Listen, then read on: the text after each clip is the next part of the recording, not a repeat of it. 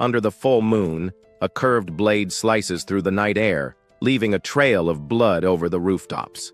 The weapon belongs to a lone warrior who carves a path of destruction with a glowing pink aura. His fierce attack cuts down another opponent, who falls before the powerful slash. The warrior stands with blood on his face, his expression a mix of exhaustion and grim determination. He is surrounded by fallen bodies while a voice taunts him for using techniques other than his family's. The speaker is Dugdong, leader of the blood demon cult, who notes that the family technique was passed to a brat. The former head, Sanwu Jin, looks down and calls the warrior vicious for slaughtering his own family. Dugdang then gestures toward a young girl in the distance, asking what he will do about the child. A look of despair crosses the warrior's face, which seems to please the cult leader. She cruelly orders Sanwu Jin, the last head of his family, to kill the young girl as well. The girl, Sanwu Yanhua, holds her own sword, her face filled with a mix of fear and defiance. At that moment, the ghostly figures of his fallen comrades appear behind Sanwu Jin. He lowers his head in sorrow, apologizing to his captain for feeling like he could never be like him. A spectral hand comforts him as his captain's spirit gently asks if he is cowering again. The spirit tells him he has already done his best and that the results are not his responsibility. He remembers his captain's words about never giving up and decides to do what he can until the very end. He realizes that if he is captured, he will become Dugdang's puppet and a threat to his captain. With renewed resolve, he decides he would rather die by his own will than be taken. The cult leader watches in shock and outrage, demanding to know what he is planning to do. He declares that she won't be able to use his body and vows to kill her, even if he becomes a ghost. Without hesitation, he plunges the blade into his own chest as the cult leader screams in fury. His vision blurs and the world around him fades into a distant, hazy memory. As he falls, he regrets running away from his problems instead of living more earnestly. His spirit drifts in a purple void, and he hears an angry voice calling his name. Suddenly, an old man with a furious expression demands to know if Jin has anything to say. He finds himself kneeling on the floor, much younger and with his hands bound, looking utterly confused. The young man is in a large room, being judged by the old man while others watch from the side. He recognizes the man as his father, Sanwu Jung, whom he has not seen in 10 years. The youth looks up with a dazed expression, quietly addressing the man as his father. He closes his eyes for a moment, trying to make sense of the bewildering situation. Looking down at his tied hands, the feeling of disorientation only grows stronger. His father accuses him of admitting to the murder of his brother-in-law by staying silent. The youth is shocked, wondering if he really killed a man named Dan Hassan. A memory surfaces of him drinking happily with his friend, recalling that Dan died over 10 years ago. He then remembers standing over his friend's body, but believes he had no motive or ability to do it. He realizes he has returned to the past, to the moment he was framed for his friend's murder. Back in the present moment, kneeling before his father, he can only say that he does not remember. The family head erupts in anger, yelling that his answer is completely unacceptable. His 3 brothers watch with smirks as their father debates killing him to appease the Dan family. One of his brothers suggests they should cripple him and send him over alive for them to handle. The youngest brother then proposes sending Jin to the front lines, citing the Alliance's request for a family member. He argues it is a good way for a life destined to die to be useful, as their father silently considers the idea.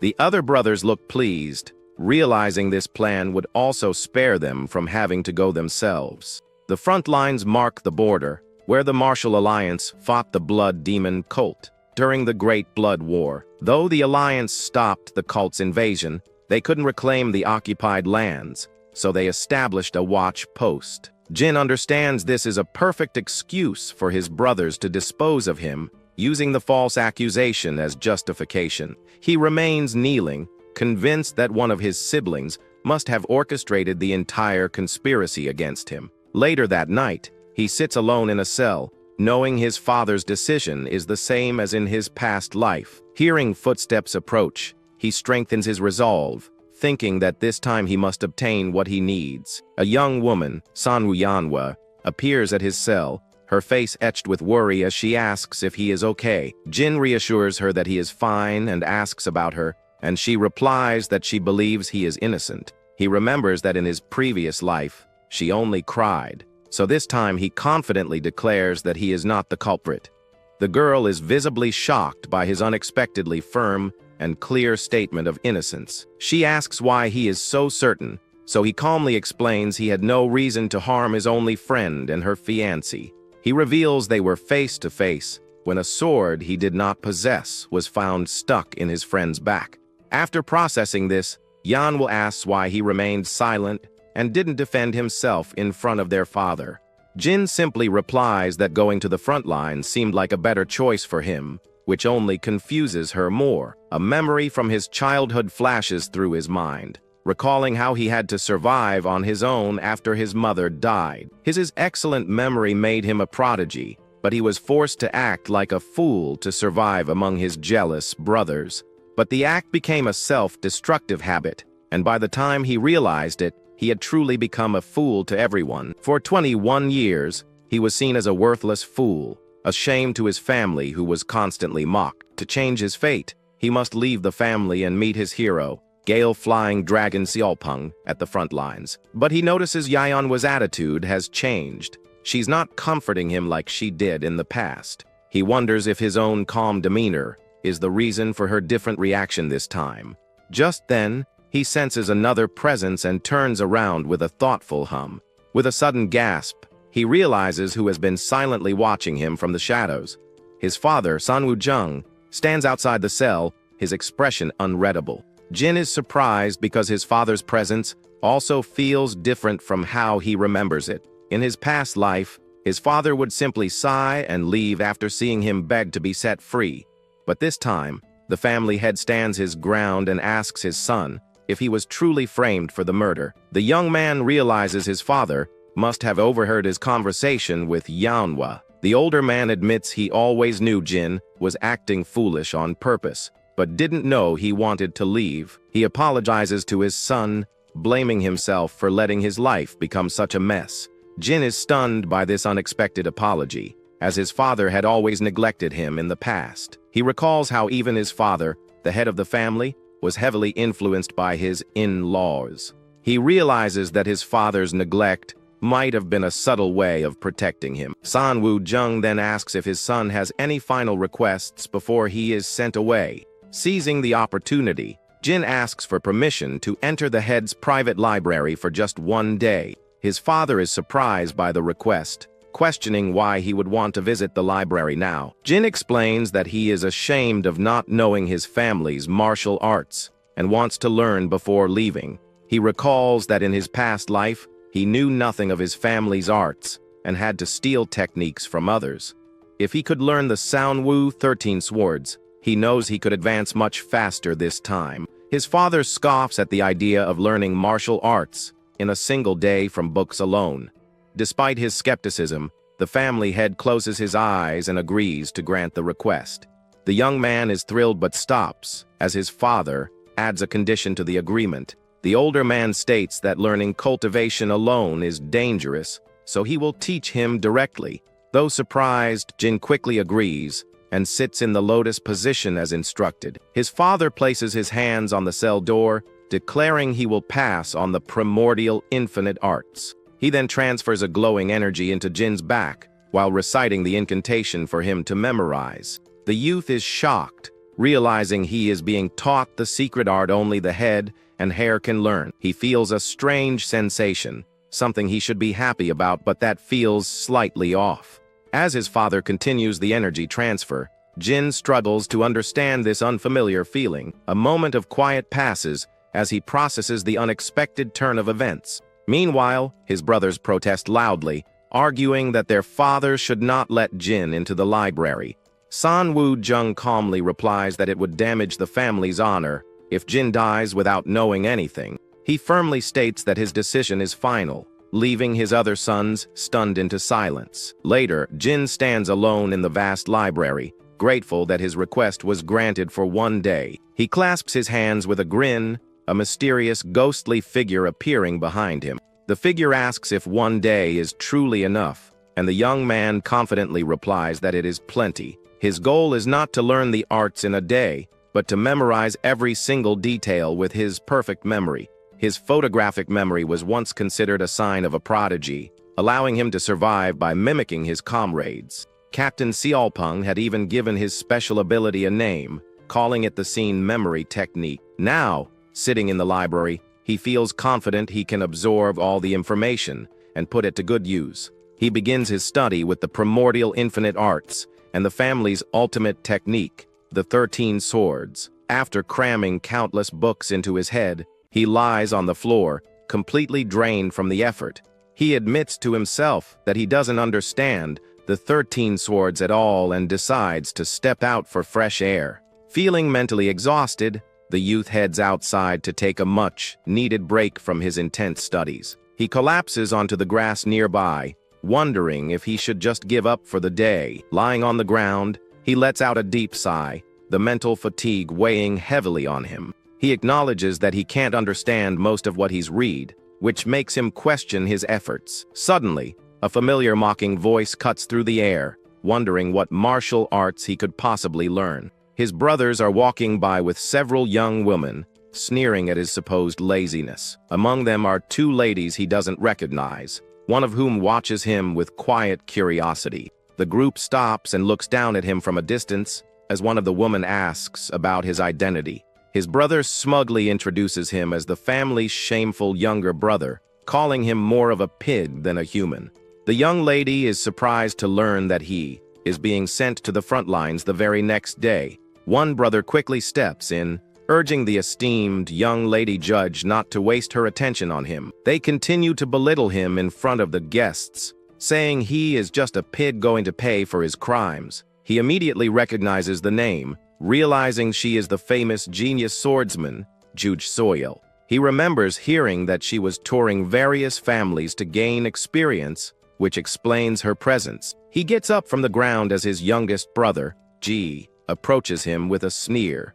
The sibling mockingly asks how his training went and challenges him to demonstrate his newfound skills. Jin tries to brush him off, saying one day of training makes no difference, and he should hurry back. Annoyed by the dismissal, his brother throws a sudden punch, intending to humiliate him. To everyone's surprise, Jin catches the fist effortlessly, a faint purple aura glowing around his hand. The attacker is stunned into silence, completely shocked that his punch was so easily blocked. Jin winces, realizing how weak his current body is if simply blocking a punch causes him pain. The other siblings burst into laughter, taunting Ji for being stopped by a pig and calling his punch slow. Humiliated and enraged, Ji leaps forward, unleashing a more serious and rapid assault. He lands a series of quick strikes on Jin, who appears to be taking the hits without fighting back. The young man grimaces from the flurry of blows, enduring the pain as he is pushed back. But as he watches the movements, he notices that the attack style seems strangely familiar. A flash of insight hits him as he recognizes the pattern in his brother's martial arts.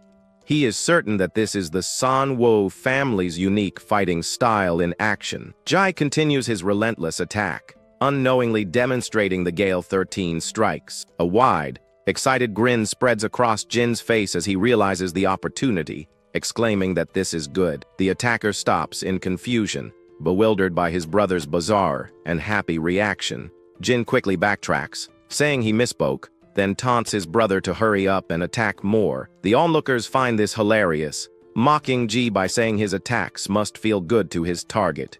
Driven by pure rage, Ji screams and launches himself forward again, while Jin laughs, ready for more. The real-life demonstration helps him finally understand the movements he couldn't grasp from the manual alone. He recognizes the technique as Gale-breaking wave, which uses fists and leads to target weak points. But he notices his brother isn't executing the moves correctly, leaving a clear opening in his defense. With a surge of glowing pink energy, Jin strikes his brother's chest, hitting the exposed weak point perfectly. Jai stumbles backward, coughing up blood from the unexpected and powerful counterattack. Jin takes a deep breath and quickly jumps back to create distance, his own body atching from the brief exchange. The oldest brother scoffs, dismissing the victory as dumb luck, and challenges Jin to show them the technique again.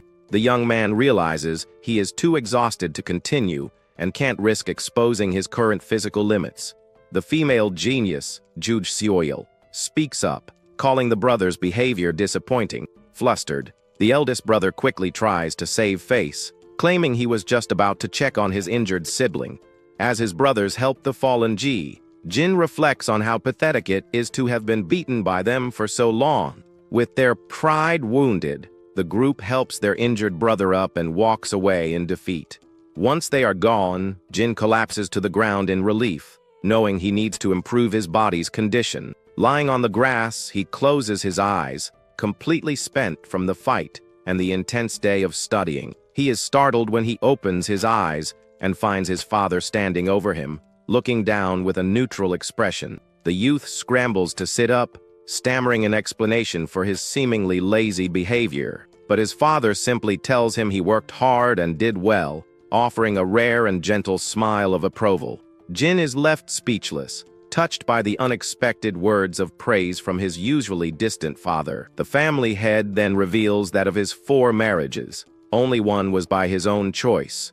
He admits that while he once believed everything he did was for the family, he is no longer so sure. He asks if his son read the manual for the Sanwu 13 swords, and Jin confirms that he did. The family head then says he's going to practice swordsmanship, and tells his son to rest before going back inside. He draws his sword, a serious and focused expression on his face, as he prepares to demonstrate the forms. With swift and powerful movements, he gracefully executes the family's legendary sword techniques. Jin watches in awe, recognizing the fluid and deadly dance as the Sanwu 13 swords. The head of the family repeats the forms over and over, from the 1st to the 13th, each time faster than the last. With a surge of glowing energy, he performs the techniques with incredible power and precision. The young man realizes with a jolt of gratitude that his father is personally demonstrating the forms, just for him. Back in the library, he sits among piles of books, now able to cross-reference the manuals with his fresh memory. He reads through his ancestors' diaries but finds that while they left insights, he still can't fully understand the art. He sets down a stack of books, admitting that even the basic forms are difficult to comprehend completely. As he picks up another book, he notices something strange about its cover, pausing to take a closer look. He realizes that one side of the book's cover is significantly thicker than the other. Carefully, he pries open the thick cover, suspecting something might be hidden inside. As expected, he finds a folded piece of parchment concealed within the book's binding. He unfolds the hidden paper and discovers it contains an explanation of additional forms. As he examines the document, he finds detailed illustrations of a 14th form. Turning the paper over, he is stunned to find instructions for a 15th form as well. A look of dawning realization crosses his face as he stares at the hidden techniques. Later that night, the family estate is quiet, with lights glowing softly from within the buildings. In her room, Sanwu Yahenhua sits at her vanity, quietly arranging her hair while looking at her reflection. She lets out a soft sigh, her mind drifting back to the events that unfolded earlier in the day. Her thoughts turn to the visiting genius, Judge Seoil, and the commotion she caused among her brothers. She recalls seeing her own family members fawning over the famous guest from Heaven's Gift, Sword Peak. Back in the present, she runs her hands through her hair in frustration, wishing she were a little stronger. Her maids enter, gossiping about how the 4th master was beaten up and injured by the 3rd young master. One of the maids adds that he was trying to show off for Lady Juge, and fainted right in front of her. The maids burst into laughter at the humiliating story, but they are quickly silenced by a sudden movement. Yanhua stands up, her eyes glowing with a menacing red light as she asks them to repeat what they just said. Terrified by her sudden change in demeanor, the maids nervously confirm that the story is true. She is utterly shocked and furious, unable to believe that Jin would dare to harm their brother. Meanwhile, Juge Soil receives a document from her companion, containing information on Sanwu Jin. The genius swordswoman thanks her friend, promising to pay her back for buying the information. Her companion asks why she is so interested in the fat young master, and Judge admits she was shocked by his physique. The blue-haired girl agrees, noting how his eyes were just slits buried in fat while clutching a teddy bear. The teddy bear she holds seems to let out a puff of air, as if mimicking a snicker. Shuj playfully suggests her friend is only interested because Jin resembles the treasured doll she always carries. But her companion explains that the move he used wasn't ordinary, which made her curious about his past. The genius acknowledges her friend's keen insight, but wonders why she'd bother with someone so physically weak. She muses that if even their own master couldn't understand her friend's curiosity, she has no hope of figuring it out. The genius swordswoman finds it fascinating that her companion can read with her hair covering her eyes. The blue-haired girl simply states that since she can see the letters, she can read them. Shuj thoughtfully considers her friend's unusual hairstyle and wonders if she should suggest a change, but her companion teases that she might get jealous if Juj received any more attention than she already does.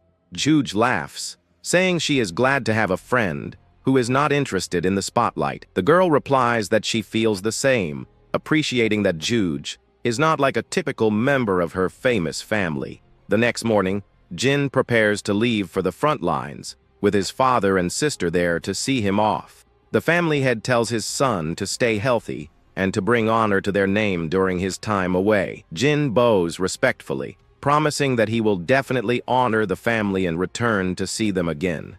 He then turns to thank his sister for coming out so early, but she says it is only natural for such a long journey. Yanhwa then holds out a carefully wrapped package for him to take on his trip. He takes the bundle and asks what is inside, and she explains that she prepared some rice balls for him to eat. He asks if she made them herself, and she confirms it, though she admits she cannot guarantee the taste. The young man smiles warmly, thanking her and saying he will enjoy them, calling her the only one he has. With his farewell said, he mounts his horse, ready to begin his journey to the front lines. His father and sister watch silently as he and his escorts ride out of the family estate. Sometime later, the group makes its way through a dense forest path, heading toward their destination. Suddenly, Jin pulls on the reins, bringing his horse to an abrupt halt and surprising the guards behind him. One of the men asks about the sudden stop, but Jin simply states that it is not yet time to rest. He observes the group's leader, Jang Gang Song, noticing the man seems worried he might cause trouble. The young man calmly announces to the stunned escorts that he intends to run the rest of the way to Yunnan. He clarifies that he is doing this not only for training, but also as a way to lose weight. The guards are incredulous, reminding him of the long distance and his current physical condition. The leader sighs, understanding his determination, but worrying about the losses they will incur due to the contract. Seeing their hesitation, Jin asks the leader what he thinks of the horse he was given for the journey. The man agrees that it is a very fine horse, but he is unsure of what the youth is getting at. Jin then offers to give the valuable horse to the escorts, which leaves the leader momentarily speechless. The other guards immediately start whispering, realizing that a horse like that would be worth a significant amount. He had expected them to try and take advantage, but their greed is still a bit disappointing to see. The leader, however, sighs and decides to be honest with the young master. He explains that for a horse of that quality, the price would be far too much for them to accept as a simple fee. Surprised by this unexpected honesty, Jin apologizes for misjudging the warrior and praises his character. The man awkwardly tries to downplay the compliment, admitting he is well aware of the horse's high value. He adds that he is also worried his own resolve might weaken if he were to keep such a fine animal for himself. Jin proposes they think of it as a mutually beneficial exchange, asking for some conveniences in return for the horse. The leader looks at the young master with new respect, realizing he is completely different from the rumors. He agrees to the terms, shaking Jin's hand and promising that they will do their best to accommodate him. And so, his long run began, a journey that would take 3 days by horse but much longer on foot. He knows the grueling task will be difficult, but he is confident It will be the nourishment for his rebirth. With grim determination, he vows that in this life, he will be different no matter what it takes. The journey quickly proves to be too much for his unfit body, and he soon gets sick from the exertion. His escorts rush to his side, worried he might be trying to find an excuse to avoid going to the front lines. But he brushes off their concerns, wipes his mouth, and declares that he has rested enough and is ready to go. A short while later, he is lying flat on his back on the ground, completely exhausted, with the escorts watching. The men can't believe how difficult running seems to be for him as they stand around with their horses. He hasn't even lasted 30 minutes, and now he feels too weak to move a single finger. He feels a cloth gently wiping the sweat from his face and looks up in confusion. A young woman with blue hair offers him a handkerchief, telling him to wipe his sweat. He is startled to see her, recognizing her as young lady Chiang, Yan, and feeling embarrassed by his state. The girl is surprised he knows her name, so he explains that his memory allowed him to recall it from the day before.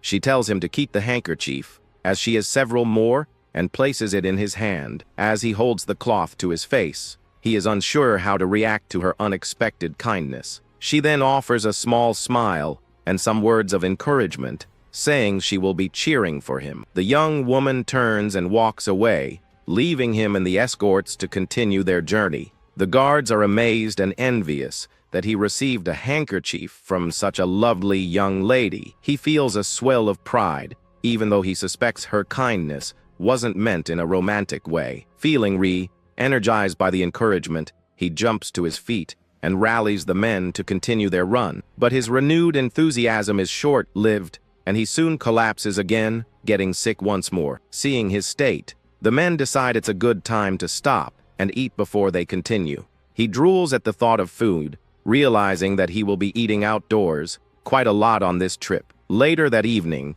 the group sets up a campfire in the woods, preparing their meal for the night. Jin approaches the men and asks if he could have some of their food as well. The leader agrees, but curiously asks why he isn't eating the meal his sister prepared for him. With a dismissive laugh, he bluntly states that his sister's cooking is not fit for human consumption. The men erupt in laughter, agreeing that it would be unfair if a beautiful lady from a prestigious family could also cook well. One of the guards jokes about his bluntness, but Jin's smile fades as a sudden realization dawns on him. He clenches his fist, a dark expression on his face as he processes a new, unsettling thought. In the distance, he imagines small animals and birds that might have eaten the discarded rice balls. The scene in his mind turns grim as the creatures lie lifeless on the ground, confirming his fears. He remembers how his sister, Yanhwa, acted differently this time compared to his past life. In his previous life,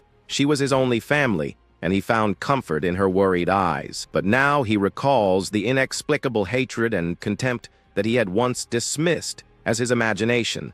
He finally understands that his foolish past self had failed to see the truth right in front of him. From the very beginning, his sister was never on his side, and she may have even been involved in his friend's murder. He feels a pang of loss, realizing that just as he gained his father's trust, he has now lost his sister. Standing up with renewed purpose, he tells the men he is ready to continue their training. With a polite smile, he asks if he could borrow one of their blades for his practice. The rest of the journey became a continuous and grueling training session for the young man. He ran while they traveled, swung his blade while they rested, and pushed himself to his absolute limits. He even practiced his cultivation methods with less sleep, determined not to waste a single moment. He knows the front lines are a death trap, so he has no choice but to push himself to the absolute limit. The leader of his escort group admits that he has never seen someone train as fiercely as the young master. He confesses that at first, he didn't think Jin would last long, but now he feels ashamed of his initial judgment. The young man just smiles, explaining that he is simply struggling because he doesn't want to die. Suddenly, he stumbles and falls to the ground, a wave of dizziness washing over him from the intense training. The escorts immediately draw their weapons, sensing danger and demanding to know who is there. A group of rough-looking men emerges from the trees, mocking them for expecting etiquette in a fight. They are surrounded by a large group of bandits, who order them to drop their weapons and surrender. The leader of the bandits, a large man with a double-sided axe, threatens to split their heads in two. The escort leader is shocked, recognizing the man as Makgu, Sam, the infamous leader of the Green Tiger Gang. He quickly whispers to Jin, telling him to take the horse and run if a fight breaks out.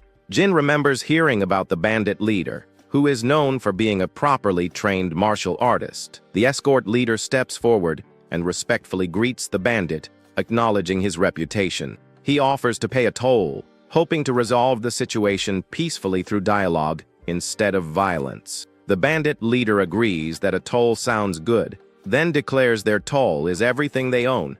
As his men laugh, the escort leader desperately urges Jin to get on the horse and escape, but the young man stands his ground, angrily demanding to know how they dare attack the third son of the Sanwoo family. The bandit leader looks him over, surprised to learn he is from such a prestigious family. The bandit leader simply scoffs, unimpressed by the family name and clearly not intimidated. With a confident stance, Jin and his escorts prepare for the inevitable confrontation with the Green Tiger Gang. The bandit leader accuses him of trying to deceive them, but Jin nervously insists he is from the Sanwoo family. To prove his identity, he pulls out a golden family medallion, showing it as proof of his lineage. The leader demands that he throw the medallion over for inspection, refusing to get any closer. One of the escorts warns him not to get close, fearing it's a trap, but the bandit threatens to attack if they don't comply. Jin reluctantly agrees to throw it, but he insists that the bandit must return it after he has verified its authenticity. He tosses the medallion through the air, and the bandit leader reaches out to catch it. The man catches the golden object, a look of triumph on his face as he prepares to inspect it. But as he glances down, Jin lunges forward with incredible speed, his sword drawn and ready to strike. He unleashes a powerful attack, catching the bandit leader completely off guard by the sudden ambush. The bandit leader gasps in pain as the blade cuts into him, unable to react in time. His men and the escorts watch in stunned silence as their leader is wounded in the blink of an eye. Realizing it's a trap, the bandits quickly draw their own swords and rush forward to attack. But Jin is ready for them, his hands steady on the hilt of his sword as he prepares for the fight. He meets their charge head-on, deflecting their attacks with a calm and focused expression. With a flurry of swift and precise movements, he cuts through the charging bandits with ease. His blade glows with a faint pink aura as he carves a path of destruction through the enemy ranks. The escort leader, seeing their young master in action, rallies his men to charge in and support him. The remaining bandits, terrified by his overwhelming skill, begin to panic and try to flee. He stands victorious, his back to the fleeing men, a sense of rightness washing over him. He grips his blood-stained sword, feeling his body and soul finally in sync after so long. He feels a deep sense of satisfaction, rejoicing in the familiar atmosphere of the battlefield. He stands among the fallen bandits, the only one left standing besides his astonished escorts.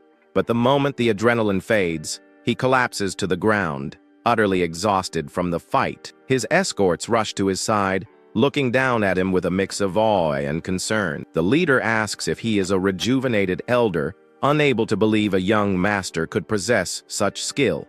Jin laughs off the question, pointing out that no rejuvenated elder would collapse from exhaustion after one fight. The leader agrees but notes that it is still impressive for someone so young to kill without hesitation. He adds that it is even stranger to see him resting so comfortably in a place filled with bodies. He then mentions seeing his sword glow, wondering if it could have been the legendary sword Kai. The men are amazed to learn that he used the famous Sanwoo 13 swords, a prestigious phantom sword technique. The leader is impressed by the power of a second-rate technique from such a well-known family. He feels ashamed of his own 20 years of accumulated energy, so Jin asks what cultivation method he uses. The man admits he only knows the 6 harmonies cultivation method, as it was all he could get.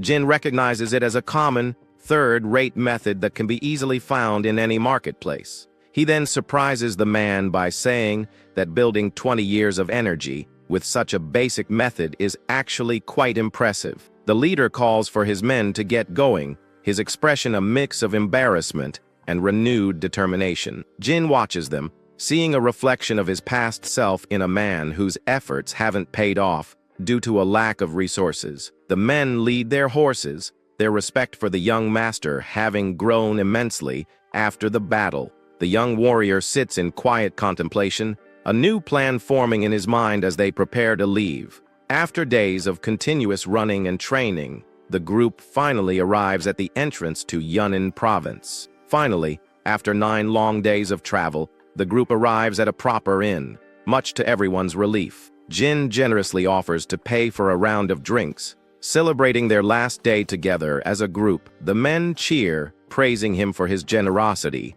and reaffirming their belief in him. He smiles, happy to share a final meal with the men who have accompanied him on his difficult journey. Later, they are all sitting around a table, sharing drinks and stories from their travels. One of the warriors mentions that he plans to return home to his wife and children after this job is finished. Another man teases him, saying that wandering warriors shouldn't have families to tie them down. As they are joking, the innkeeper announces the arrival of a beautiful young lady. Jin and the others turn to see who it is, and one of the men recognizes her from their journey. The young lady Cheong Yin walks into the inn, her expression calm and composed as always. She glances around the room, her eyes briefly meeting those of the men at the table. The escort immediately recognizes her as the kind lady who offered Jin a handkerchief on the road. One of the men nudges Jin, excitedly pointing out that young lady Cheong Yin has arrived.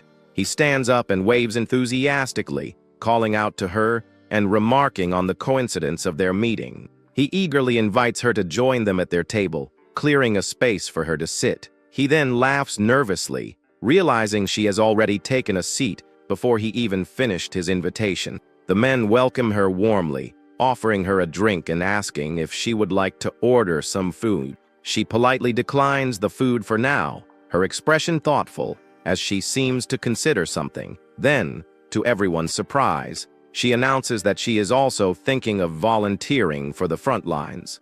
Jin is completely stunned by her statement, unable to believe what he has just heard. The young lady covers her mouth, trying to find the right words to explain her sudden decision. Jin finds it hard to believe, knowing that even renowned warriors are reluctant to go to such a dangerous place. He asks her directly why she would want to volunteer for the front lines, but she remains silent. Changing the subject, he notes that she seems to have lost a lot of weight since they last met. He laughs and explains that it's because he has been training, and she agrees that he has become quite slim. One of the escorts chimes in, praising the young master for his incredible hard work during their journey. He adds that since losing weight, the young master has become quite handsome, and Jin proudly agrees. The young lady then excuses herself, saying she needs to step out for a moment and leaves the table. She walks away from the group, her expression unreadable, as she heads toward a quieter part of the inn. The men at the table resume their cheerful conversation,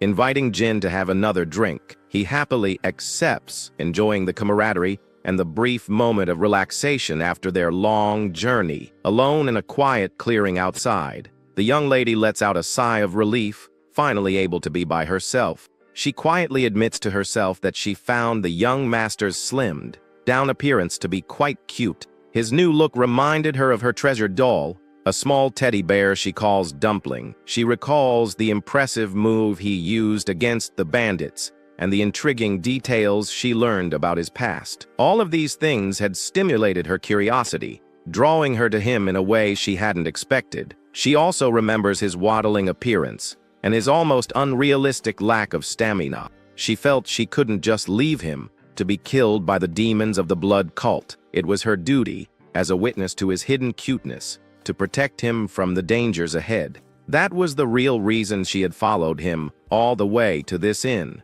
But she struggles to find the right way to tell him. She decides that since he is no longer weak, there is no reason for her to go to the front lines anymore. With her mind made up, she plans to head back home the next day, her mission to protect him now complete. But as she is walking through the woods, A sudden noise startles her, and she lets out a terrified scream. She draws a thin, like sword, her body tense as she frantically calls out for help. An unseen force rushes past her, and she falls to the ground, wondering what kind of monster it could be. A massive, shadowy figure with a red aura looms over her, its muscular form promising a deadly fight. The creature attacks with incredible speed, and she realizes with a jolt of fear that it has no intention of defending itself. Seeing an opening, she tightens her grip on her sword, preparing to end the fight with a single, decisive strike. She unleashes a powerful flurry of slashes, her blade glowing with a bright blue energy as it cuts through the air. To her utter shock,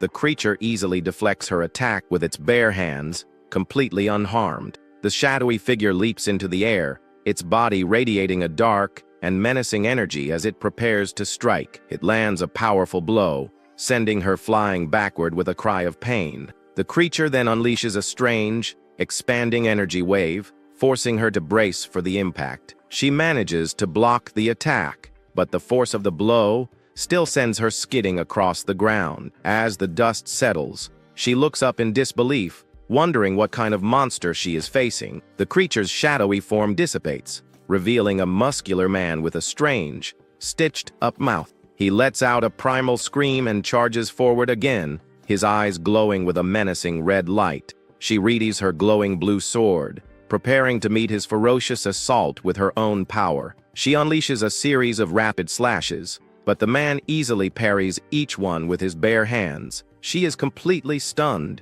her arm trembling from the force of his blocks, unable to comprehend his immense power. Suddenly, one of the escorts who had been standing guard rushes back, shouting about the commotion.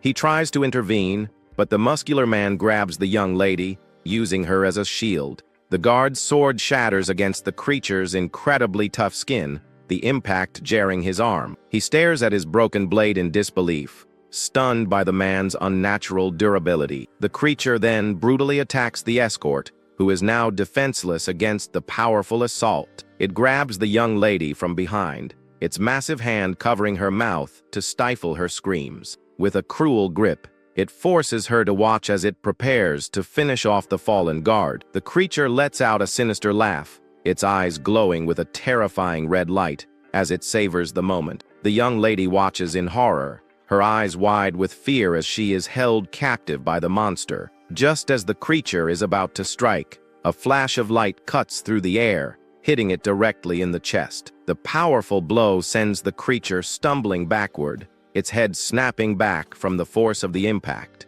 Jin and the other escorts arrive just in time, and he rushes to the young lady's side to see if she is okay. One of the men cries out in anguish, seeing that his fellow escort, Yang Ga, has been killed in the fight. Jin tells everyone to get back inside the inn, but the men are hesitant to leave their fallen comrade behind. The creature lets out another enraged scream and charges toward the group with renewed ferocity. Jin quickly pulls the young lady behind him, shielding her from the monster's relentless attack. He meets the creature's charge head-on, their blades clashing in a shower of sparks and red energy. He shouts for everyone to get back inside the inn, his expression grim as he recognizes the formidable enemy. The young lady, still in shock, looks at her torn sleeve, a grim reminder of how close she came to death. She stares at the monster with a mix of fear and confusion, trying to comprehend the nightmarish situation. The young lady looks on with wide-eyed terror, completely frozen by the sudden and brutal attack. The monster attacks with a powerful red slash, but Jin quickly moves to shield the young lady from the blow. It lets out a furious roar, its muscular body glowing with a dark and menacing energy. Jin pulls the girl down to the ground, covering her mouth and gesturing for her to remain completely silent. The creature looms over them, its dark aura pulsing as it slowly scans the immediate area. He then notices that the strange man has been keeping his eyes closed this entire time. The young lady realizes with dawning horror that the monster's vision must be severely impaired. She clings to him in fear, asking if he is all right as the creature stands menacingly nearby. A wide, terrifying grin spreads across the monster's face, its stitched mouth stretching open. It suddenly turns and rushes back toward the inn, and Jin realizes the other people are in grave danger. Inside, the inn is in complete chaos as the monster attacks, and a child has been caught in the fight. One of the escorts lies dead on the floor as the patrons scream in terror, calling it a monster. Jin and the girl watch in horror as the creature targets another one of his men. The monster rampages through the room, cutting down anyone who stands in its path. It grabs a guard's sword with its bare hands, and the man stares in shock, wondering where it came from. The terrified guard trembles, pleading for his life as the creature's grip tightens. Just as the monster raises its hand for a final blow, Jin leaps forward to intervene. He blocks the attack, sending the guard flying backward to safety while confronting the creature directly. The escort leader tells him to retreat, but Jin shouts for everyone to be quiet, standing his ground. The other guards panic, with one calling for the authorities while another cries out to be saved. The young warrior knows this is a terrible situation and that they must silence the monster somehow. The creature declares that no one will survive the night as it crouches among the wreckage. The escort leader watches in terror, realizing the monster is preparing to attack them again. In a desperate move, Jin suddenly runs across the room, letting out a loud cry to draw its attention. He quickly grabs the edge of a large tablecloth, pulling it with all his might. With a powerful heave, he flips the entire table, sending dishes crashing to the floor with a loud noise. Enraged by the sound, the monster whips its head around and screams for everyone to be quiet. Now that he has its full attention, Jin stands ready, facing the creature in the middle of the room. His escorts watch nervously, unsure of what the young master is planning to do. The young lady watches the scene unfold, her expression a mix of concern and curiosity. Jin stands beside a small stool, his gaze fixed on his blind and powerful opponent. He places his hand firmly on the wooden seat, gauging its weight and position. With a swift kick, he sends the stool sliding across the floor in the opposite direction. The monster immediately turns its head, its senses tracking the sound of the moving stool. The escort leader quickly covers his companion's mouth, understanding the need for absolute silence. The panicked man struggles for a moment, his eyes wide with fear, before realizing the plan. Jin looks around desperately, searching for another object he can use to create a distraction. Suddenly, the young lady leaps high into the air, her body glowing with a brilliant blue aura. She lands a powerful kick directly on the side of the monster's head, the impact echoing through the inn. After delivering the blow, she gracefully flips away, creating distance from the stunned creature. She lands in a low crouch on the floor, her eyes fixed on her opponent as she prepares for its reaction. The young lady rushes forward, her eyes filled with a fierce and unwavering determination. She unleashes a series of rapid slashes, her glowing blade moving too fast for the creature to block. As she fights, she yells at Jin, urging him to quickly explain the situation to the others. He shouts that the monster only identifies people by sound, telling everyone to be completely silent. The terrified escorts immediately cover their mouths, trying their best not to even breathe too loudly. Jin knows that simply staying quiet will not be enough to defeat such a powerful enemy. He warns that if the creature cannot hear, it will start using its sense of smell to hunt them down. To counter this, he needs to act first, and finds a way to properly draw the monster's attention. He spots a bowl filled with strings of coins, realizing it is the perfect tool for his plan.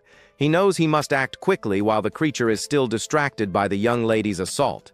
She looks over in surprise, momentarily confused by what the young warrior is doing. He holds a bottle of alcohol and some food, putting a finger to his lips to signal for her silence. The scene is a tense standoff, with the young lady keeping the monster occupied as Jin prepares his trap.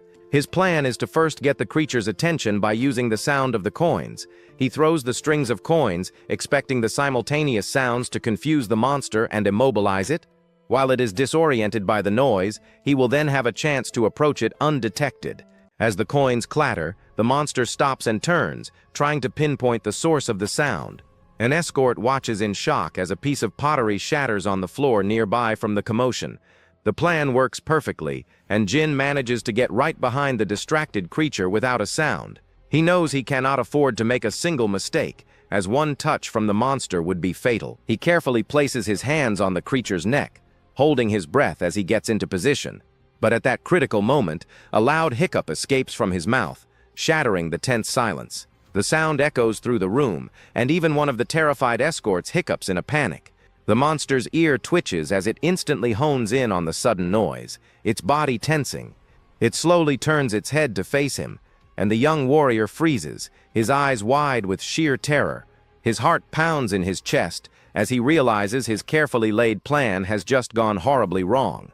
The creature leans in close, sniffing the air as it begins to use its nose to pinpoint his exact location. Frozen in place, the young warrior stares as the monster leans in, its stitched mouth inches from his face. His heart pounds in his chest, realizing his crucial mistake has put him in mortal danger. The creature's eyes remain closed as it inhales deeply, trying to pinpoint his exact location by scent. The escorts can only watch in horror, completely paralyzed with fear as the hulking figure looms over their young master. But the young lady refuses to stand by, her expression hardening as she prepares to intervene. With a burst of speed, she charges forward, her glowing blade aimed directly at the distracted monster. He knows he is trapped with no escape and must act now or die. In a desperate life-or-death gamble, he moves his hands from its neck to its face. He forces the monster's eyelids open, revealing its bloodshot, unseeing eyes in a sudden, jarring move. The creature lets out a deafening scream of pain and surprise, stunning the young lady who watches in disbelief. He then drives his head forward, landing a powerful headbutt directly on the monster's face. As it stumbles back, he climbs onto its shoulders and forces its mouth open, aiming for its only vulnerability. She immediately understands his plan. The monster's body is impenetrable, but the inside of its mouth is not. Knowing this is their only chance, she tightens her grip on her sword, preparing to strike. A brilliant blue aura erupts around her as she channels her energy into her blade for a decisive blow. She leaps high into the air, positioning herself directly above the restrained creature. With all her strength, she plunges her glowing sword straight down into the monster's open mouth. The blade pierces through its flesh, exiting from the back of its neck in a fatal strike. She struggles to hold the hilt, the force of the impact jarring her body as the creature thrashes. In a final, desperate act, the monster's hands reach up to grab the blade lodged deep within its throat. He moves to her side, placing his hands over hers on the hilt of the sword embedded in the creature. With combined strength, they both push down, driving the blade deeper to finish the job. The monster's hand, which was clawing at the blade, finally goes limp and thuds onto the floor. With the creature finally dead beneath them, the chaotic battle comes to an abrupt and silent end. They remain there for a moment, catching their breath in the aftermath of the intense fight. The surviving escorts can only watch, their faces a mixture of shock, relief, and awe. By the next morning, a serene light breaks over the distant mountains, signaling a new day. Two of the surviving escorts kneel on the ground, their heads bowed in grief for their fallen comrades. In the courtyard, the bodies of the dead are lined up, covered respectfully with white cloths. The three remaining guards stand by, their expressions somber as they mourn their loss. One of the escorts turns his head, noticing the young warrior approaching them. The man asks if he is leaving now, and the youth confirms, explaining he needs to hurry. The escort leader sincerely wishes him safe travels and the best of luck on his journey ahead. Shaking his hand, the young man returns the sentiment, wishing them health and success in their plans. He then mentions he originally prepared 5 volumes of something, but will only be giving out 3. From within his robes, he produces a small stack of 3 bound books tied together. The escort leader is confused, but the youth explained is a cultivation technique better than their current one. His eyes widen in shock as he hears it's the legendary preservation heart method. The young man adds that he also included a few sword forms he knows, noting they should help. He silently recalls that this valuable method was obtained for him by Seal Pung in his past life. He remembers how this technique allowed him to reach 60 years of internal ki in under a decade, a truly first-rate method.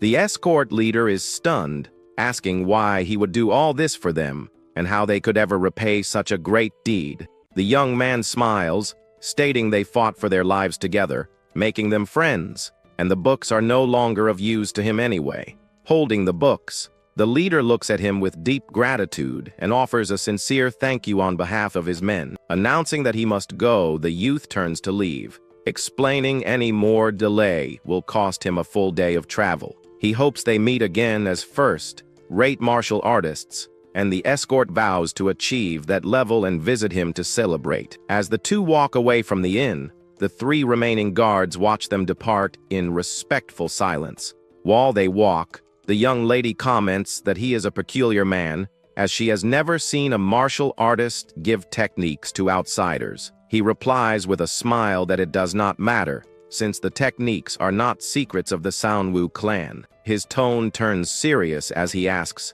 if she truly intends to go to the front lines, warning her of the countless monsters and the danger. She looks toward the mountains, saying she has thought about it and believes it is the right thing for her to do. She recalls the brutal fight from the night before, explaining that countless monsters like that exist at the front.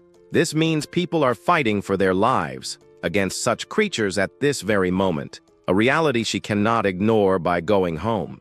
She states firmly that she did not learn martial arts to live a sheltered life, and her father always taught her to stand proud. Turning to him, she asks if he views her as just a lady or as a fellow martial artist. He clenches his fist, realizing he senses no hesitation in her words, and that he had wrongly seen her as an immature girl. With a formal salute, he admits he has misjudged her profound conviction and offers his deepest apology. The young lady smiles, accepting his apology, and noting that he is a man who truly knows how to admit his mistakes. He returns the gesture with a faint smile, a moment of mutual respect passing between the 2 warriors. They finally arrive at their destination, the Great Blummen Cult battlefield in Yunnan, a place known as Zhonglang. In the forest, a man gasps in pain as a blade pierces his stomach from behind, held by a sinister, smiling attacker. A woman cries out as she is taken hostage, seeing her companion dead on the ground while a cultist mocks the fallen man.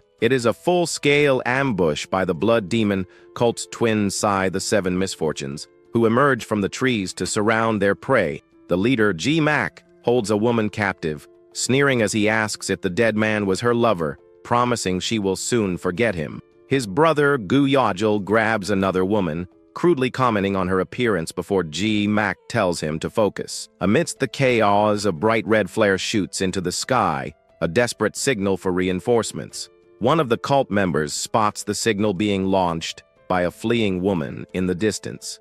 Another cultist notices the flare, warning his comrades that they will be facing trouble soon. Their leader orders them to capture one more woman before they retreat, and the group leaps down from the trees to attack. On the ground, a squad of female warriors quickly forms a defensive formation, their swords drawn and ready for battle. A cultist attacks with a powerful scythe swing, which is met by a warrior's blade in a shower of sparks. The women fight hard, telling each other to hang on, because their squad leader will be there soon. One of the warriors struggles, her sword straining to block the heavy, curved blade of an enemy's weapon. Yahello laughs, mocking their efforts as he asks if they really think their meager defense is enough to stop him. The female warriors are heavily outnumbered, parrying attacks from all sides as the cultists press their assault. The woman leading the defense breathes heavily, her face showing the immense strain of the desperate battle. Suddenly, the cult leader's mocking expression vanishes as he looks up, sensing a new presence. A lone figure soars through the air high above the forest canopy, heading directly for the battlefield. This is Mayujime, the 4th squad leader of the 13 Soaring Dragon Corps, known as the Diankang Hawk. The embattled warriors see him arrive, their faces lighting up with relief, as they joyfully shout that their squad leader is here. The cult leader panics at the squad leader's arrival, but quickly orders his men to handle the others while he fights the newcomer. Wielding his twin scythes, the man confidently prepares to face the formidable Diankang Hawk alone. The squad leader descends with incredible speed, unleashing a powerful attack that the cultist barely manages to evade. He watches as his purple energy narrowly misses its target, his gaze remaining fixed on his opponent. Their weapons finally meet in a deafening clash, the impact sending a powerful shockwave through the air. The cultist is visibly surprised, his face contorting from the sheer force behind the squad leader's strike. With another swift and powerful swing, the hawk sends his opponent flying backward, crashing hard onto the ground. The man digs his scythes into the earth to stop his momentum, quickly regaining his footing for the next exchange. Just then, one of his subordinates cries out, warning him that another powerful opponent has arrived on the scene. A woman appears on a tree branch above, identified as Tang Yeoun from the Tang clan's Sword Peak. She looks down at the chaotic scene below with a calm and composed expression, ready to join the fight. The cult leader grits his teeth in frustration, realizing the situation has just become far more dangerous. Taking advantage of the momentary distraction, the squad leader lunges forward to press his attack. Their blades clash once more, locking the two warriors in a fierce, high-speed duel. The Dying Kang Hawk's expression is one of pure focus as he continues his relentless assault. Their fight is a blur of motion, with steel and energy clashing repeatedly across the battlefield. The cult leader grabs a hostage, ordering his brother to capture their main target and retreat while he holds the line. Following their leader's command, the remaining cultists leap toward the woman from the Tang clan.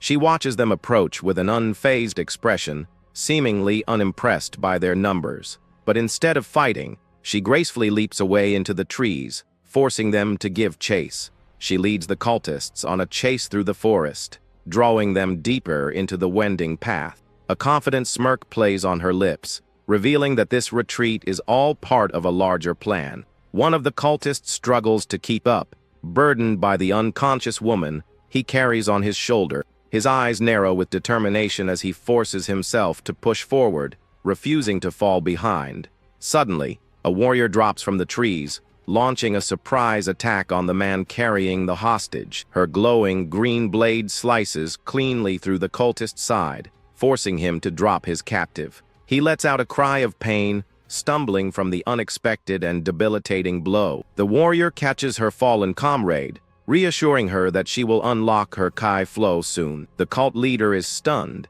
recognizing another powerful opponent as the Dian Kang dragon Sagunal. As more warriors descend from the sky, he screams in fury, realizing they have walked right into a trap. The woman from the Tang clan mockingly asks if the foolish demonic leaders have only just noticed. She immediately engages another cultist, her sword clashing against his side with incredible force. The wounded leader curses at her, while his subordinate warns him to look up at the new arrivals.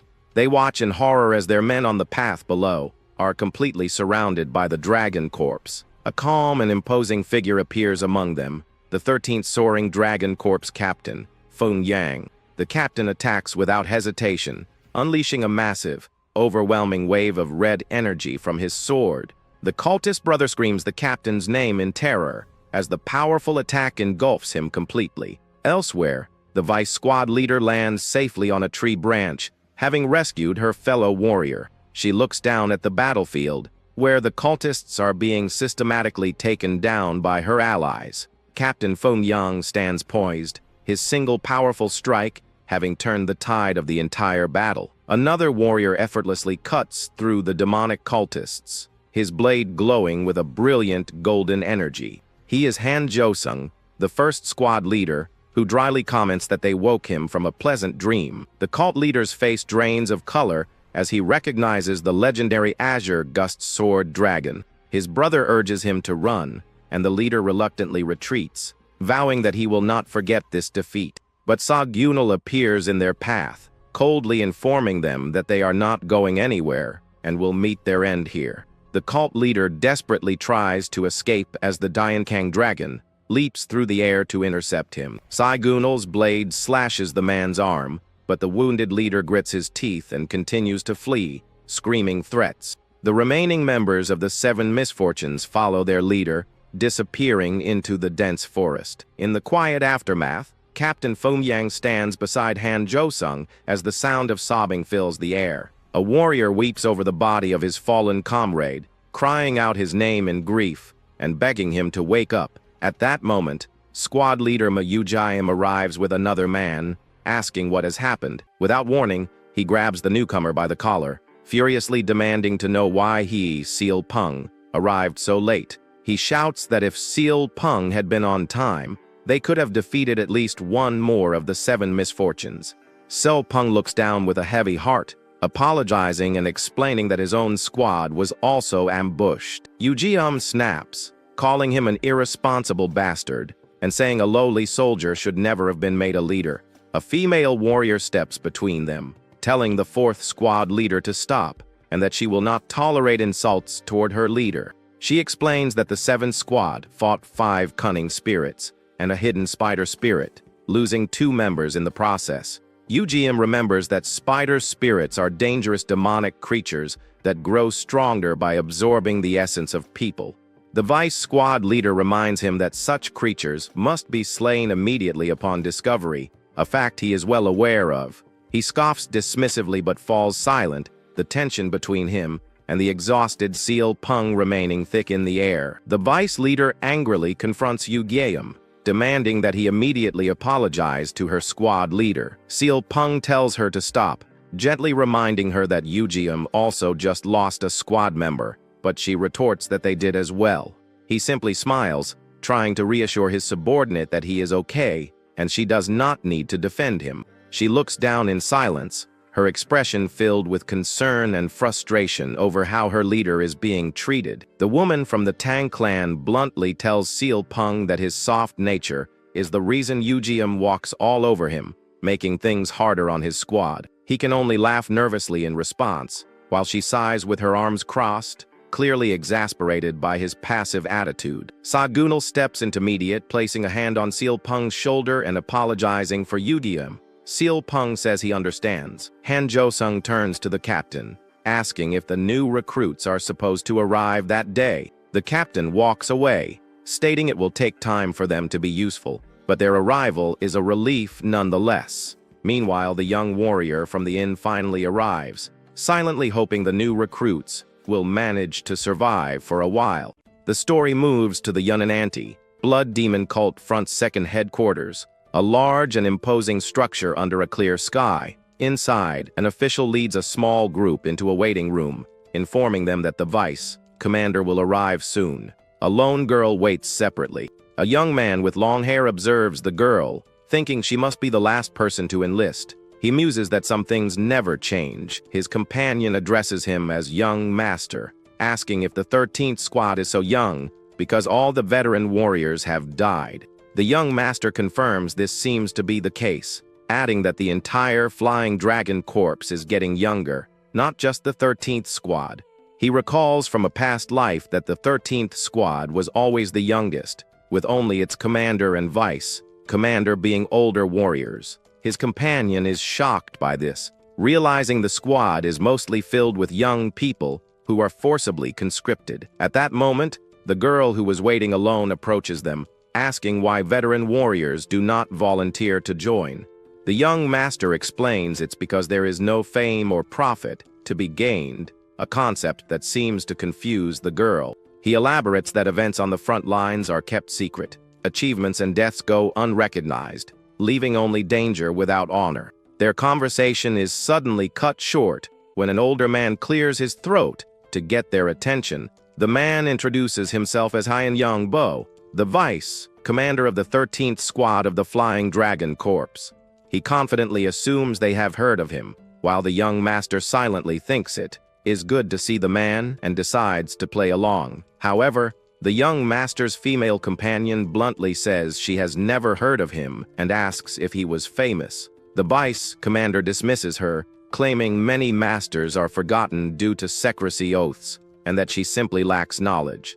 The girl continues to press him, saying she knows most peak-level masters and directly asking if he is one of them. The vice commander's face begins to twitch, clearly irritated by her relentless and challenging questions. Nearby, the young master tries to hide his laughter, thinking she has hit the man's weak spot. The older man clenches his fist in frustration. Annoyed, the vice commander quickly changes the subject, stating they must hurry to assign squads and gather the captains. He then unrolls a scroll and begins to read, calling out the first name, Soundwoo Jin, the third son of the Soundwoo family. The vice commander's tone softens, acknowledging the importance of the Soundwoo family name as he glances at the young master. He then continues reading the list, calling for Cheon Juan, the daughter of Cheon Ga Sang, one of the Guzo 4 masters. The pink-haired girl who had questioned him earlier seems startled, recognizing the Guzo 4 masters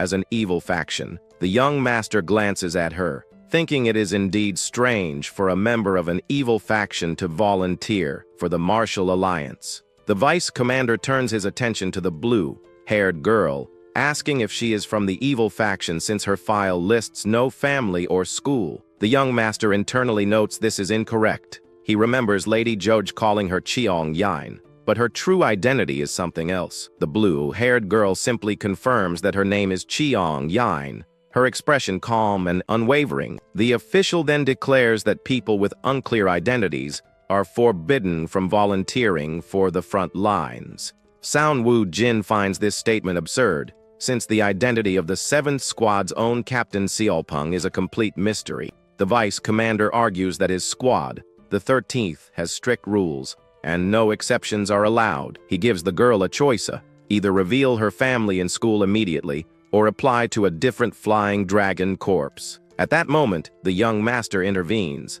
explaining that Cheong Yin is a close friend of Lady Juge Soil of Heaven's Gift, Sword Peak. The vice commander's face pales as he hears she is connected to the precious daughter of the Martial Alliance's military strategist. Stuttering, he asks why a lady of her status would come to the front. The young master casually says he does not know her reasons. He then adds with a laugh that it is likely related to high-ranking members of the Alliance, hinting that it's above the vice commander's pay grade. The vice commander's face twitches with annoyance, realizing he has been completely outplayed and cannot refuse her now. After the tense meeting, the newly assigned members are guided out of the main building and toward their barracks. They arrive at a large, well-maintained building, which their guide introduces as the barracks for the 7th Squad. The young master looks at the structure with a heavy heart, murmuring that it looks exactly as he remembers it. He thinks back on the past 7 years, recalling the mix of happy and tragic moments he experienced within those very walls. He feels relieved that all his companions were assigned to the 7th Squad, hoping to avoid the 4th at all costs. The man guiding them warns that some squad members will try to haze the newcomers and hopes he will not get too hurt. The young master then recalls the cruel insults from his past, when he was called a disgrace and told to get lost. He remembers others telling him that even looking at his face was unlucky, and he questions if that could be considered mere hazing. Although he eventually endured it, the painful memory of being ostracized to the point of wanting to die still lingers.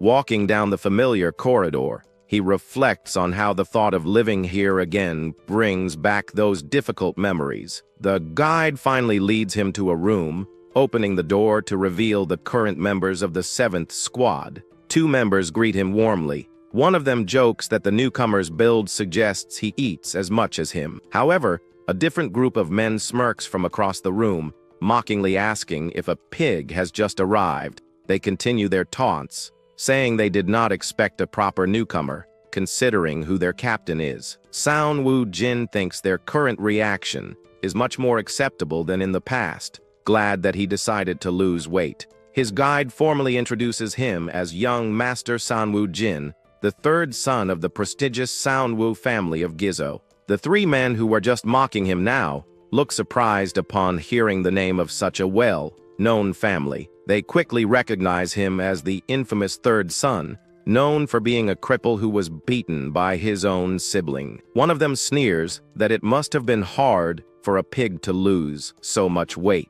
Hearing these insults, the guide's expression hardens, his eyes filled with silent anger at their behavior. The 2 friendlier squad members also appear tense and shocked by the cruelty of their squad mates' words. But despite the harsh taunts, the young master simply smiles, completely unfazed by their attempts to provoke him. He calmly approaches the leader of the bullies, greets him by his full name, Hamu Jin, and extends his hand. The bully is stunned that the newcomer knows who he is. San Wu Jin confirms it and immediately challenges him to a fight. Before Hamu Jin can react, San Wu Jin grabs him by the wrist, pulling him off balance. Without hesitation, he lands a powerful punch directly into the bully's stomach, the force of the blow echoing through the room. The impact sends Hamu Jin flying backward, but the young warrior maintains his grip, refusing to let go. Twisting his opponent's wrist, He uses the man's momentum to swing him around in a wide arc. He spins Hamu Jin through the air with incredible speed and strength, showcasing his surprising power. The young master then slams the bully headfirst into the wooden wall, the impact cracking the surface. Hamu Jin collapses to the floor, his eyes rolling back in his head, completely knocked out from the sudden and brutal attack. One of his stunned friends nervously asks Sanwoo Jin what he is doing, terrified by the display of violence. The young master just smiles, asking what he is doing and reminding the man that they were the ones who called him a cripple. Enraged, the other bully clenches his fists and calls the young man a bastard, ready to retaliate. Sanwoo Jin simply stares back, thinking this should be enough of an example. He considers beating up the other bullies too. Suddenly, the sound of footsteps interrupts the tense standoff, drawing everyone's attention to the doorway. A new figure enters the room, and the young master immediately recognizes the voice of the newcomer. A smile spreads across his face as he realizes the real boss of the squad has finally appeared. A man with green hair and a stern expression stands in the doorway, demanding to know what is going on. He looks down at the newcomer and the unconscious man on the floor, his gaze sharp and questioning. The green-haired man repeats his question, his voice calm but firm, clearly in a position of authority. Sanwoo Jin maintains his cheerful demeanor, inwardly acknowledging that the situation has just escalated. He cracks his knuckles, preparing himself for the next confrontation that is about to unfold. He greets the newcomer as senior, introduces himself, and explains that he has just joined the 7th squad. He cheerfully explains that they called him a pig and a cripple, so he simply returned their friendliness in kind. The green-haired man introduces himself as Ju Tae, Jiang of the Point Spear Sect, his tone serious and unamused. The young master realizes that, just as he expected, Ju Tae, Jiang is not picking a fight due to his pride in his sect. He knows that Ju Tae Jiang, also known as the Point Spear Sword Viper, is a disciple from one of the 9 great sects. However, this pride also made him a toxic presence in the squad, unable to accept being under an unknown captain and always causing trouble. Sanwoo Jin clenches his fist, remembering his first love who died because of this man. He vows it will not happen again. For now, he knows he is too weak to handle Ju Tae Gyeong, who is likely at a mid-first-rate martial level. He decides there is no need to rush and turns to his guide, asking if they should all have dinner to introduce themselves. Ju Tae Jiang grits his teeth in annoyance at being ignored, clearly not used to being treated with such casual disrespect. Sanwoo Jin simply glances back at him, thinking that the man is a bastard, yet his plan is already in motion. He turns to Ju Tae Jiang with a smile, saying he remembers him now and has heard rumors about the Point Spear Sword Viper. Hearing the nickname Ju Tae, Jiang's expression darkens, and he places his hand on the hilt of his sword. The young master feigns innocence, asking if Point Spear Sword Viper is not his nickname, pretending that is what he understood. Enraged, Ju Tae Jiang draws his sword, telling the newcomer that he researched carelessly and will now die for it. Saopeng, the guide, quickly steps in, asking Ju Tae Jiang what he is doing. The enraged warrior orders him to step aside. Saopeng tries to de-escalate the situation, suggesting the newcomer simply does not know any better and asking for forgiveness. He smiles calmly, trying to reason with his agitated squad mate, but his expression is firm. He warns Ju Tae Jiang that if he does not put the sword down, he will be crossing a line. Ju Tae Jiang scoffs, asking if Saopeng will really stop him from punishing a second-rate warrior who deceived a first-rate one. At that moment, Sanwoo Jin waves his hand with a laugh, cheerfully apologizing and admitting that he was rude. He adds that a first-rate warrior was acting carelessly towards their peak-level captain, so he assumed Ju Tae Jiang would not mind. The 2 friendly squad members burst out laughing, exclaiming that a real big shot has just joined their ranks. Sanwoo Jin continues to taunt him, saying it will be hard for Ju Tae Jiang to ever catch up to the captain's level. The green-haired warrior's face darkens with rage as the newcomer's words hit their mark, asking if he will take responsibility for his claims. The young man simply smiles and asks what Ju Tae Jiang will do if he can indeed back up his words. The proud warrior gives him a 3-month deadline, declaring that if the newcomer proves his claim, he will take his life as payment. San Woo-jin agrees, but asks what he will get if he wins. The other man scoffs, saying he will just die too. The young man dismisses this idea, saying they cannot let a precious comrade who is supposed to fight demons die so needlessly. Instead, he proposes that if he wins, Jute, Gang will have to treat him as his older brother from that day forward. The proud warrior grits his teeth, clearly humiliated and enraged by the absurd and disrespectful condition. Despite his anger, he accepts the challenge, vowing to grant the newcomer's wish in 3 months. Jute, Jiang then turns to Seal Peng, asking if he will also try to stop this duel, which he brought upon himself. He leans in close to the young master, telling him to struggle all he wants, because he will make him regret his words. As Jute, Jiang storms out of the room,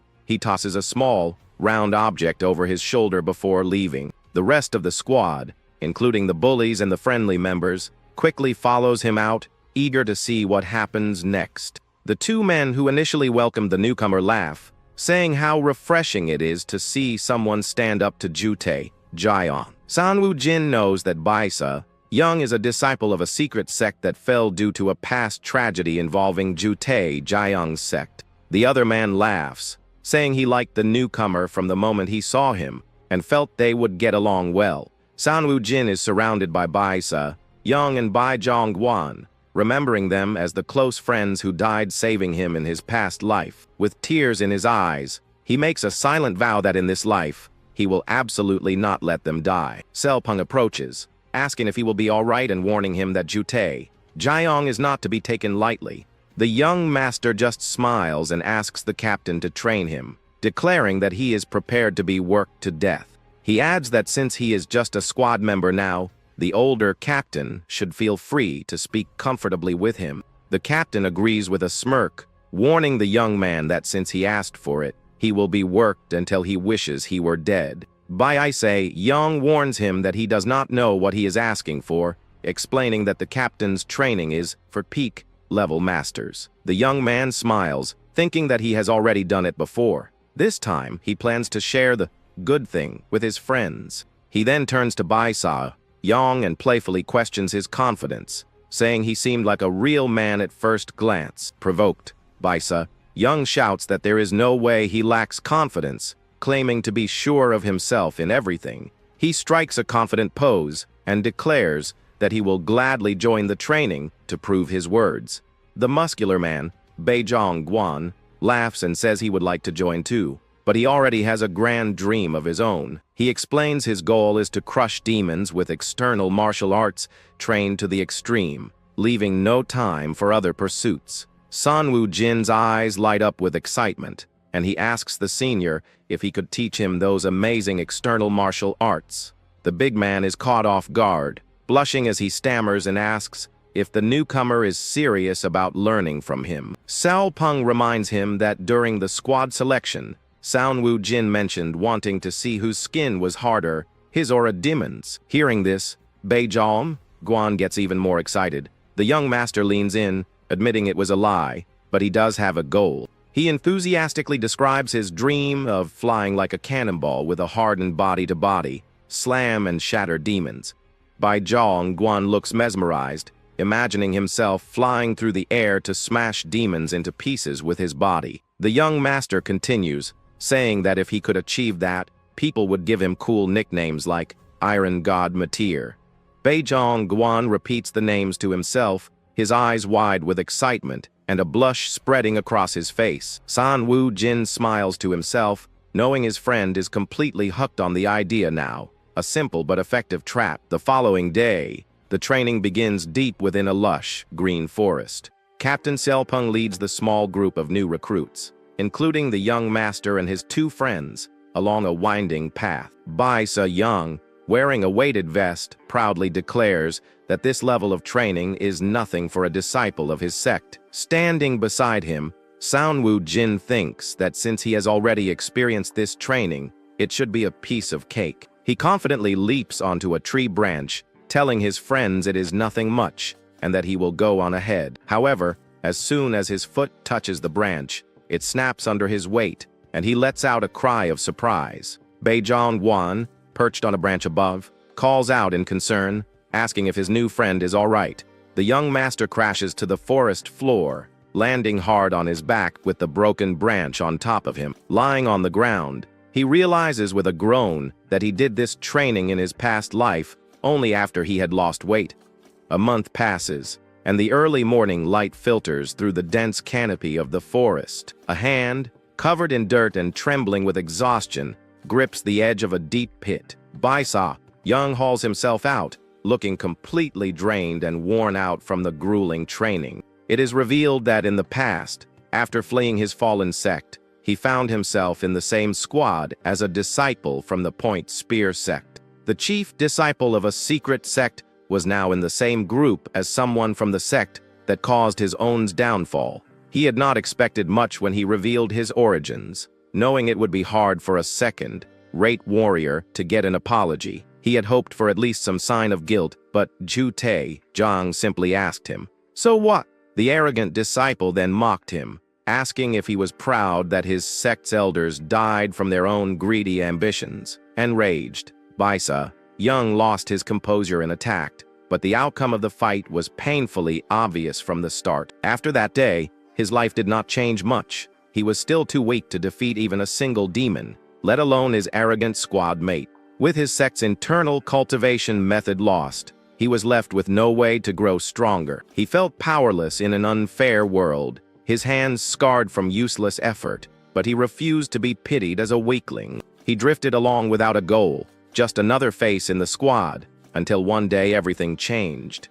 A seemingly crazy guy, Sanwu Jin, joined the 7th squad with a wide, confident smile. This newcomer, who was only at a second-rate level and did not look like a martial artist, clashed with Jiang from day one. For some reason, this seemingly insane behavior was incredibly refreshing to the jaded Baisa. Young, he ended up falling for the newcomer's provocation, pretending to be annoyed while secretly eager to join the intense training. But the very next day, lying exhausted on the ground, he realized he had made a huge mistake and was going to die. He groans in regret, thinking that if he had just kept his mouth shut, he would not be suffering like this. Meanwhile, Captain Xiaopeng effortlessly leaps through the treetops, his movements light and swift despite the weighted vest. Baisa, Young grits his teeth, frustrated that after a month, he can still barely keep up with the captain's pace. He pushes himself to his feet, determined not to give up, no matter how much it hurts. A cheerful voice calls out to him, breaking his concentration and making him look up in surprise. Sanwu Jin, somehow full of energy, playfully asks if he is already frustrated after just a short time. He then laughs and says that at this rate, Baisa, Young might catch up to him soon, a clear taunt. The exhausted disciple glares at him, thinking he absolutely cannot lose to this guy who is at the same level but carrying more weight. He is even more frustrated that the newcomer is learning his sect's secret movement technique so quickly. Just 3 days after the training started, Sanwu Jin had approached him asking for help. In exchange, he had offered to teach him an internal cultivation method, recognizing the value of the secret movement technique. Fueled by this newfound rivalry, he pushes off the branch with renewed determination. He vows that he will not lose to that bastard, his eyes blazing with competitive fire. The squad's daily routine is intense. After the dawn sprint, they practice energy circulation, breath regulation, and weapons training. After their meal, the 3 men gather to practice external martial arts, pushing their bodies to the limit. In the evenings, the squad members take turns sparring with each other, honing their combat skills in friendly matches. The next day, the grueling cycle repeats, leaving them utterly exhausted but growing stronger. After another day of training, Sanwu Jin and Beijong Guan return, greeted by the captain who notes their late arrival. A female squad member praises the young master, saying he is amazing for being better than he was yesterday. He laughs it off, saying it is nothing compared to the captain's strength, humbly deflecting the compliment. He then recalls young lady Nasio, Yu from his past life, who warmly embraced him when everyone else called him a pig.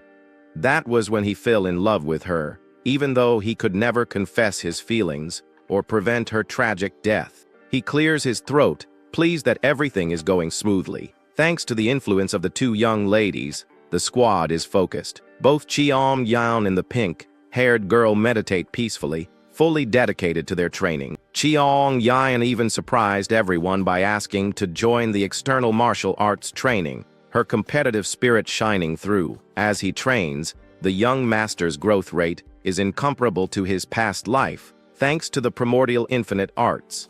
Bai Se-young is also making incredible progress, with the new cultivation method giving him wings. Bai Zhong-guan is learning the Diamond Indestructible Sect's cultivation method, balancing his internal and external training. This sect, focused on achieving true indestructibility, trains both the body and the mind in perfect harmony. However, the young master reveals that there is no such sect. He actually gave his friend a Shaolin cultivation method and embellished the story. He sits beside his friend, meditating peacefully, thinking that as long as the motivation and results are good. 2 months pass, and the squad meditates in a clearing. The young master knows a major incident is about to happen. He recalls that in his past life, around 50 liver ghosts suddenly attacked, overwhelming their forces. The flying dragon corpse, accustomed to fighting only a few at a time, suffered a catastrophe where an entire squad was annihilated. Though he does not know the exact cause, he remembers that from that incident onward, the situation at the front rapidly worsened. But with his current status, he can neither warn anyone about the future nor prepare for it himself. He sits in meditation, feeling an immense sense of frustration knowing what is coming but being powerless to stop it. Elsewhere in the forest, a different squad captain practices his sword skills with incredible speed and precision.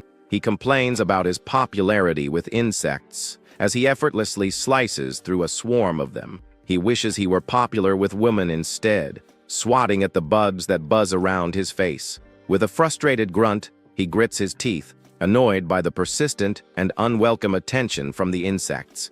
He unleashes a flurry of sword strikes, his movements a blur as he cuts through the air with deadly accuracy.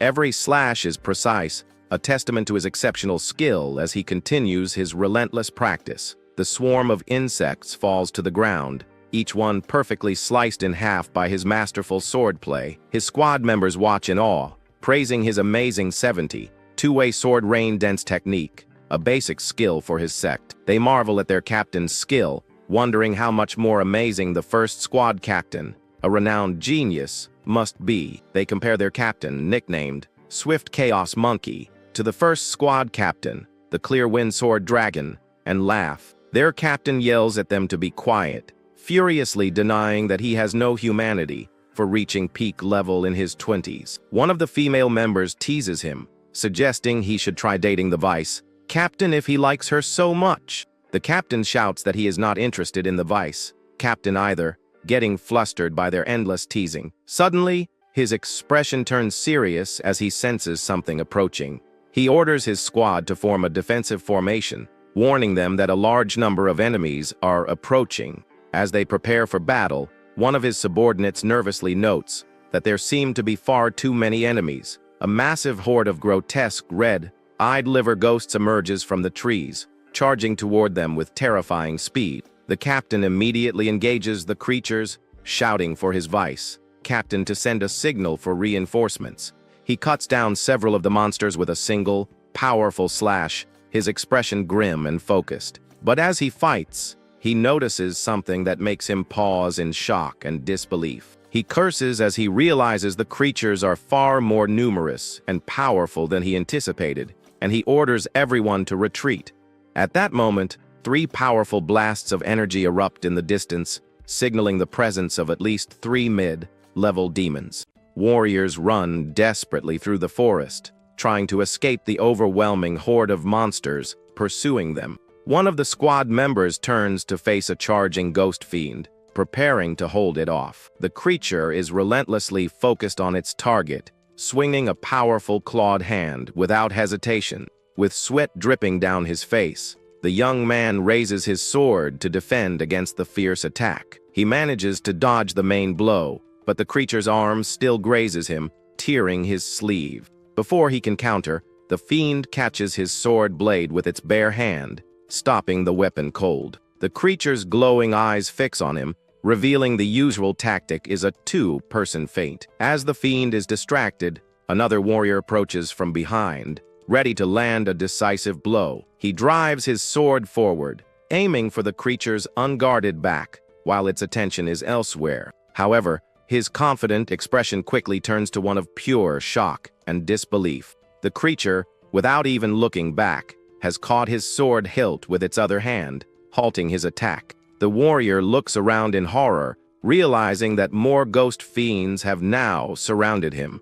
This is the first time the 6th squad has ever faced such a large number of these monsters. The standard tactics are failing, forcing each member to fight 2 or more ghost fiends alone. The captain shouts in frustration as the chaos spreads, his comrades being quickly overwhelmed. The squad's formation breaks completely, and cries for help echo through the dark woods. The creatures are brutal and efficient, falling upon any warrior who gets separated from the group. The captain desperately yells for his men to pull themselves together and hold their ground. His face is tense with grim determination as he tries to prevent the complete annihilation of his squad. As he focuses on the enemies in front, another fiend with glowing eyes lunges at him from behind.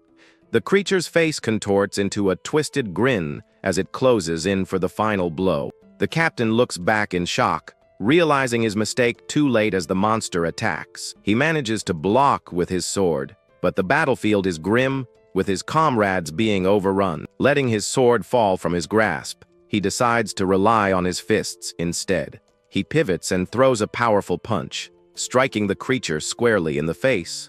With fierce determination, he continues his assault, ignoring the other monsters around him. He lands another solid blow, sending the fiend reeling backward from the unexpected force. The captain follows through with a final, devastating punch that connects with the monster's jaw. Standing over the defeated creature, he takes a moment to catch his breath before facing the rest. The impact of his attack was so great that it sent several other nearby fiends stumbling back. He quickly realizes that the number of enemies is still far too great for his squad to handle. Determined to create an opening, he lets out a powerful shout, ready to make a final stand. At that moment, 2 warriors descend from the trees, shouting their attack names as they charge in. Elsewhere, Nasoyu and her companions stand with their swords drawn, watching the chaos unfold. Their eyes are fixed on a single figure who is fearlessly charging straight into the horde. The 3 women look on with expressions of pure shock, unable to believe what they are seeing. The young master's 2 friends, however, watch the scene unfold with confident smiles. Sanwoo Jin is now completely surrounded by the shadowy fiends, but he shows no fear. He quickly grabs one of the creatures. He then starts running, throwing the monsters aside. The captain recognizes the newcomers as the 7th team, realizing their arrival has created a path for retreat. He immediately turns and orders his own squad members to run away at full speed while they have the chance. The captain then urges the 7th team to retreat as well, warning them that the enemy's numbers are simply too much to handle. However, the young master's companion tells the captain not to worry, assuring him that they have a plan. With a wide grin, Bai So-young calls out to his senior brother, telling him that it is now his turn. The green-haired warrior reluctantly takes out a small knife and makes a cut across the palm of his hand. He mutters a curse under his breath, annoyed that he is being forced to go through with this crazy plan. Without any more hesitation, he swiftly approaches one of the unsuspecting ghost fiends. In a flash, he smears his own fresh blood directly onto the creature's face, marking it as a target. He continues this motion, darting through the horde and marking several other monsters with his blood. The scent of blood drives the creatures into a frenzy, and their eyes begin to glow with a menacing red light. With the entire horde now chasing him, he turns and runs while screaming curses at Sanwoo Jin. Captain Cheong-won sees that he is fast enough to avoid being caught, and his plan seems to be working. He tells his squad that other teams will arrive soon, so they should assist the 6th team and take down a few enemies. Feeling a renewed sense of hope, the captain cracks his knuckles and announces that he will take the lead. He then charges forward into the fray, telling his remaining squad members to follow him closely.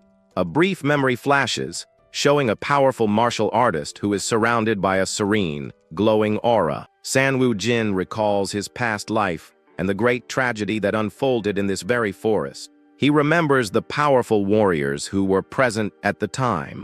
In his past, all he could do was encourage those around him. But in this new timeline, he never gave up on changing the future that he remembered. From the moment he returned, he spent every single day working hard and encouraging his friends. Today, the small changes he made through his layered efforts have finally started to bear fruit. The gap he created was just enough to save his comrades, who now laughed together in relief. The ghost fiend attack, which should have left only the captain as a survivor, ended with minimal casualties. A few days later, a small group of warriors walks through a forest clearing, heading toward a building. Baiza Young complains that even his clothes now smell like the awful medicine. Playfully elbowing his friend, he adds that if not for the ointment, onlookers would have rushed to join their training. San Wu Jin agrees, noting that many people have been watching their external training recently. After hearing Zhang Guan describe how they defeated the demons, they realized their arts were good. But once the onlookers witness the actual grueling training, most of them quickly decide to leave. However, there was one person who was genuinely interested and wanted to overcome the entry barrier. This enthusiastic young man was immediately blocked by his friends, who stopped him from joining.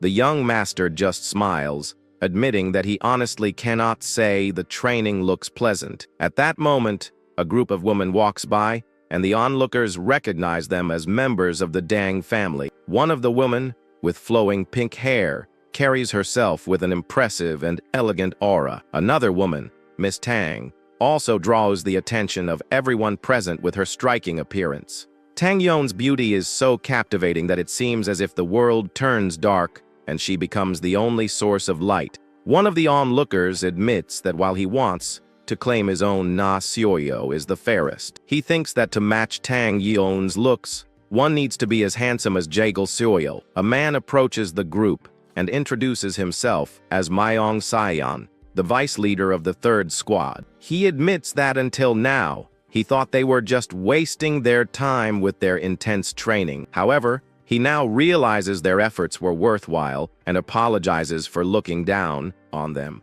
He then whispers to San Wu Jin that he would honestly like to learn some physical training from them. As his squad leader calls for him, he tells the young master that his dear goddess might not be so enthusiastic. He points out that she is quite clingy and possessive, contrary to her looks, before saying goodbye.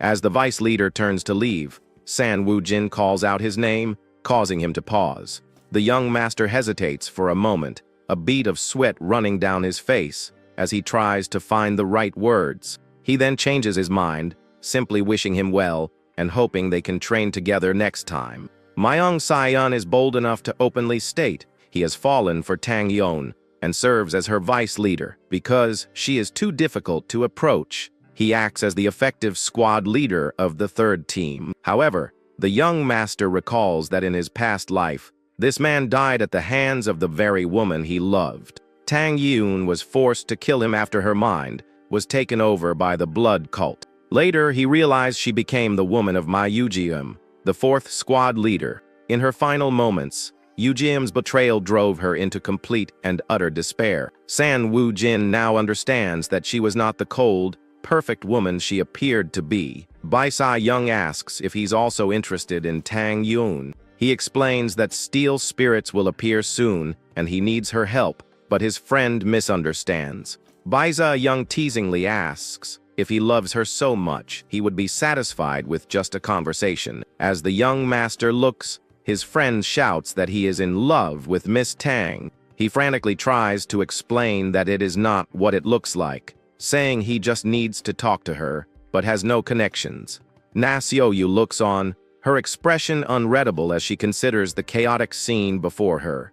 The young master grits his teeth in frustration, realizing he has been completely misunderstood. That evening, As the sun sets, the squad prepares for their night patrol duty. The squad leader, Seal Pung, holds up his hand to halt their advance. Sensing something in the darkness, he notes that it is a chaotic spirit, and the tension of the night patrol immediately rises. As he steps forward, he explains that the demonic heads of the blood cult are dangerous even for peak masters. Suddenly, a monstrous creature lunges out of the darkness, letting out a terrifying scream as it attacks. But this squad has Seal Pung, who easily dodges the attack and leaps onto the creature's arm. With the situation handled, the squad leader calmly states that there are no more abnormalities. He has one crucial weakness, however, which becomes apparent as the female squad members praise him. He gets flustered by their compliments and awkwardly tells them to be on their way.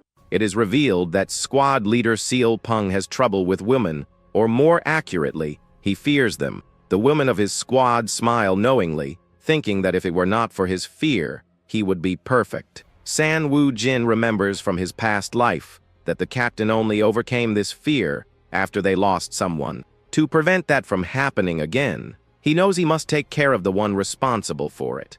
But everything comes back to Jut Jiang, the arrogant man who constantly undermines the captain. Bai Ziyang reminds him that his fight with the green-haired warrior is in just 2 weeks and asks if he can do it. The young master simply smiles and says he's trying his best.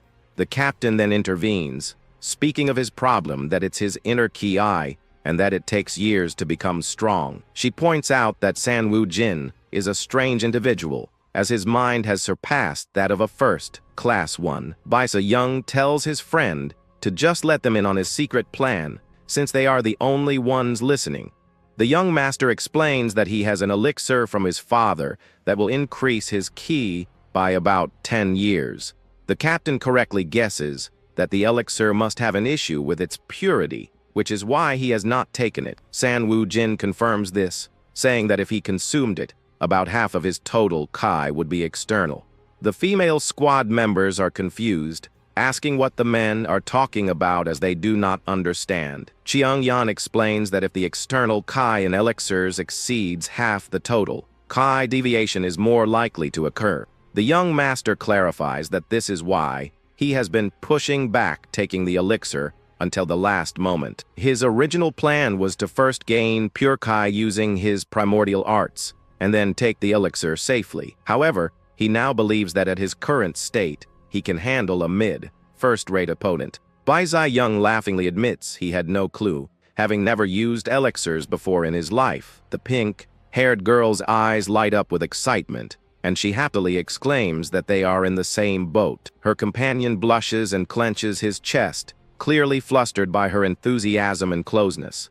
Now, Na Soyu mentions that they will be busy for a while with San Wu Jin's fight and the upcoming meeting. He finds it strange, noting that he has been fighting on the front lines, but has never heard of such events. He remembers that the meeting in his past life occurred in the 13th Corps, and it was oddly peaceful. Bai Ziyang complains that it sickens him how the vice captain will suck up to his superiors during the meeting.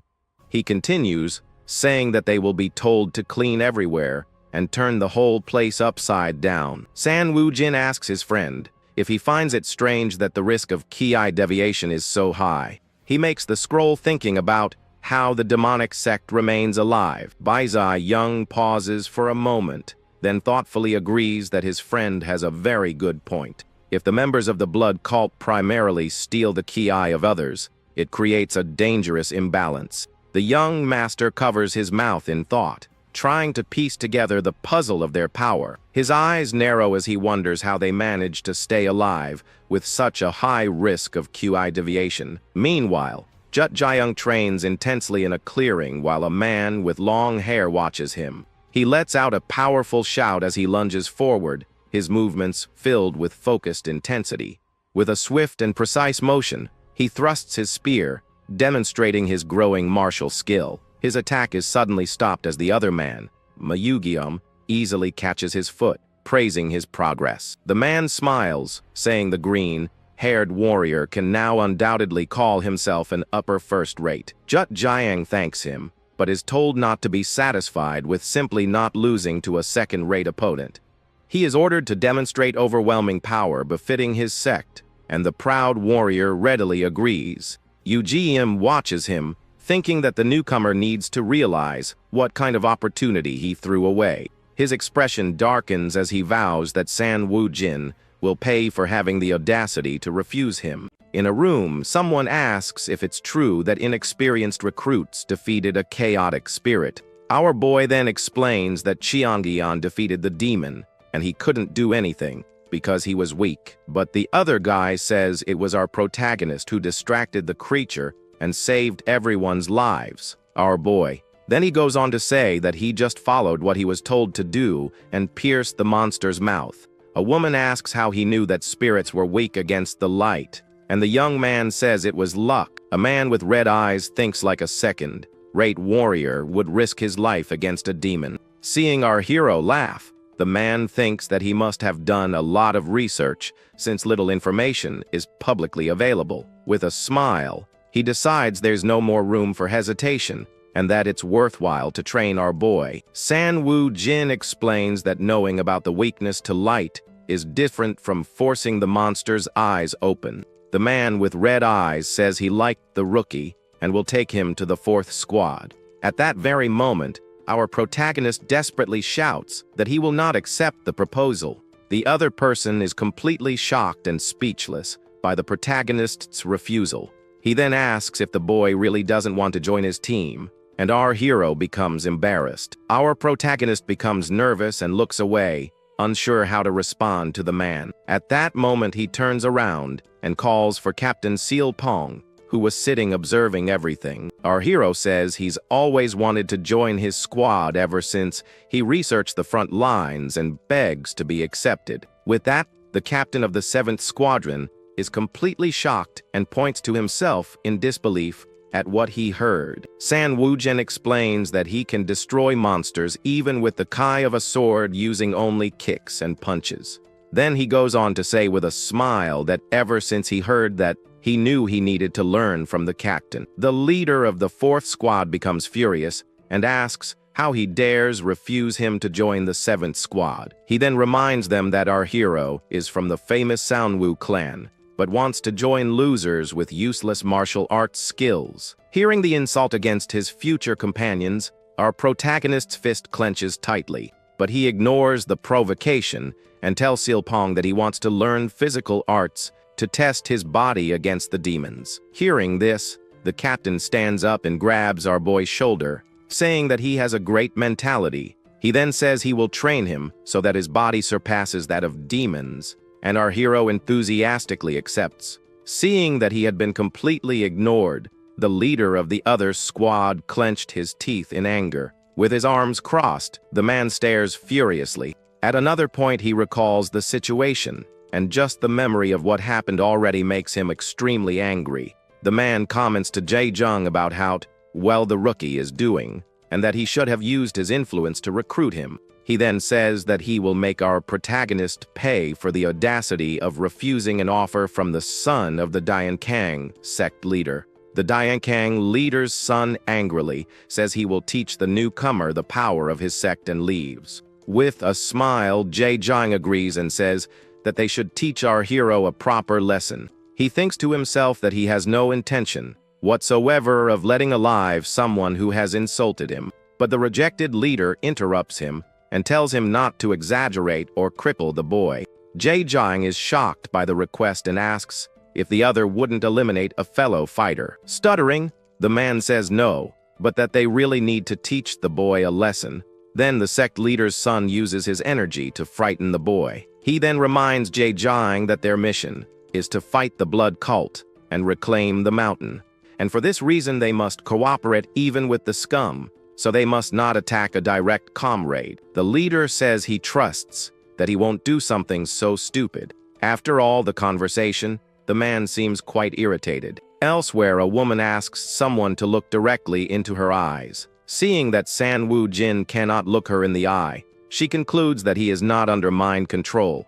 Two teammates laugh and say that being controlled might even help him get married. The other boy gets all flustered and shouts that he simply doesn't feel the need to talk to girls. The teammate laughs and asks if he really doesn't feel anything when talking to girls. Then the woman calls the next person in line, and the boy in blue seems quite reluctant to go. They are checking if any of the male members of the squad have been bewitched by any magic. This is because the 10th body had an incident where a member was bewitched and captured.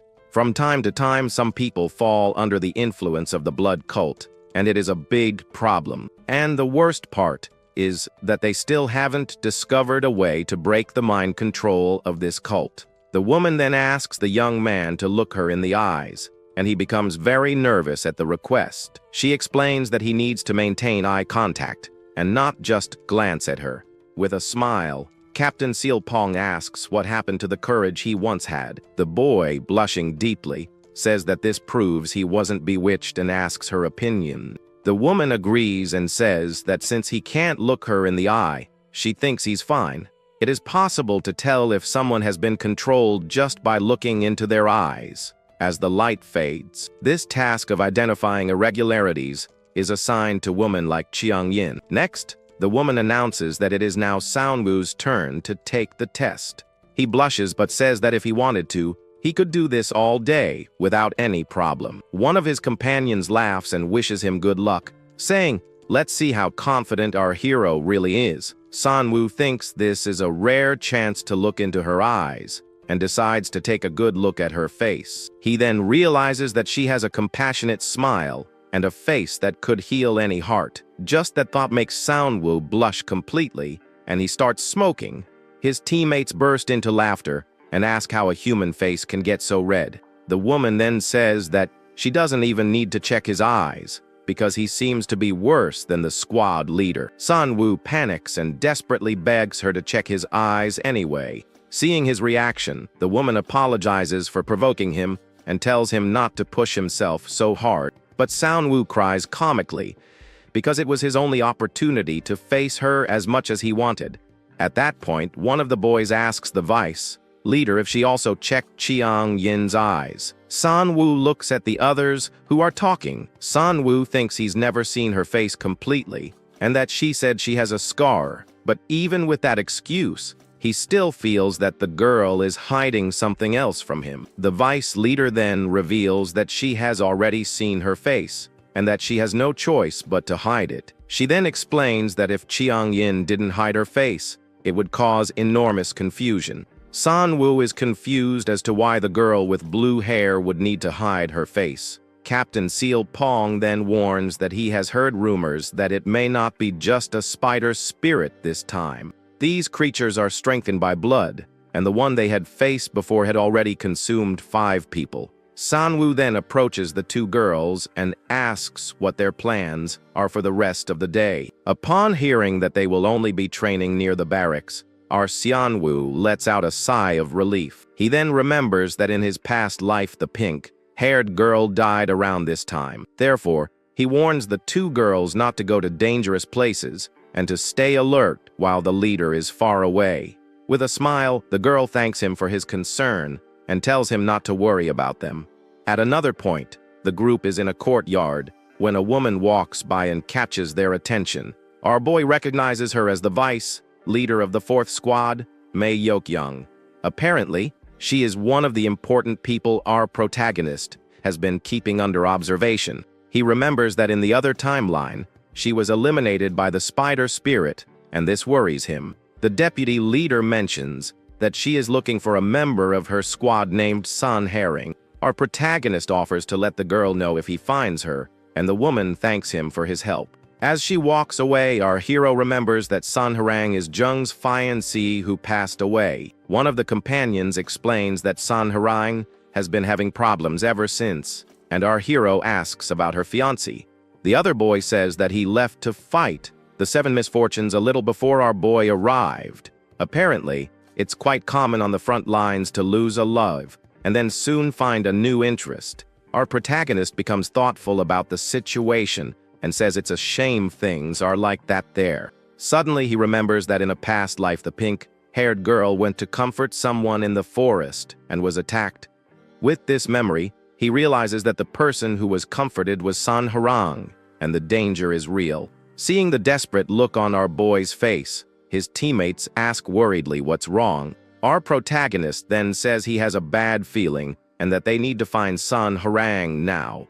The three run desperately into the forest, and one of the boys asks if they will be all right alone. The other companion asks if he is afraid, but the boy says that the forest is very dangerous these days. But the other says that they can handle some spirits, and if everything goes wrong, they just run away. With no time to lose, our hero runs through the forest shouting San Harang's name without stopping. They then stop on a branch, and our protagonist suggests that they split up to search. At that same instant, a terrifying scream echoed throughout the forest, putting the group on alert.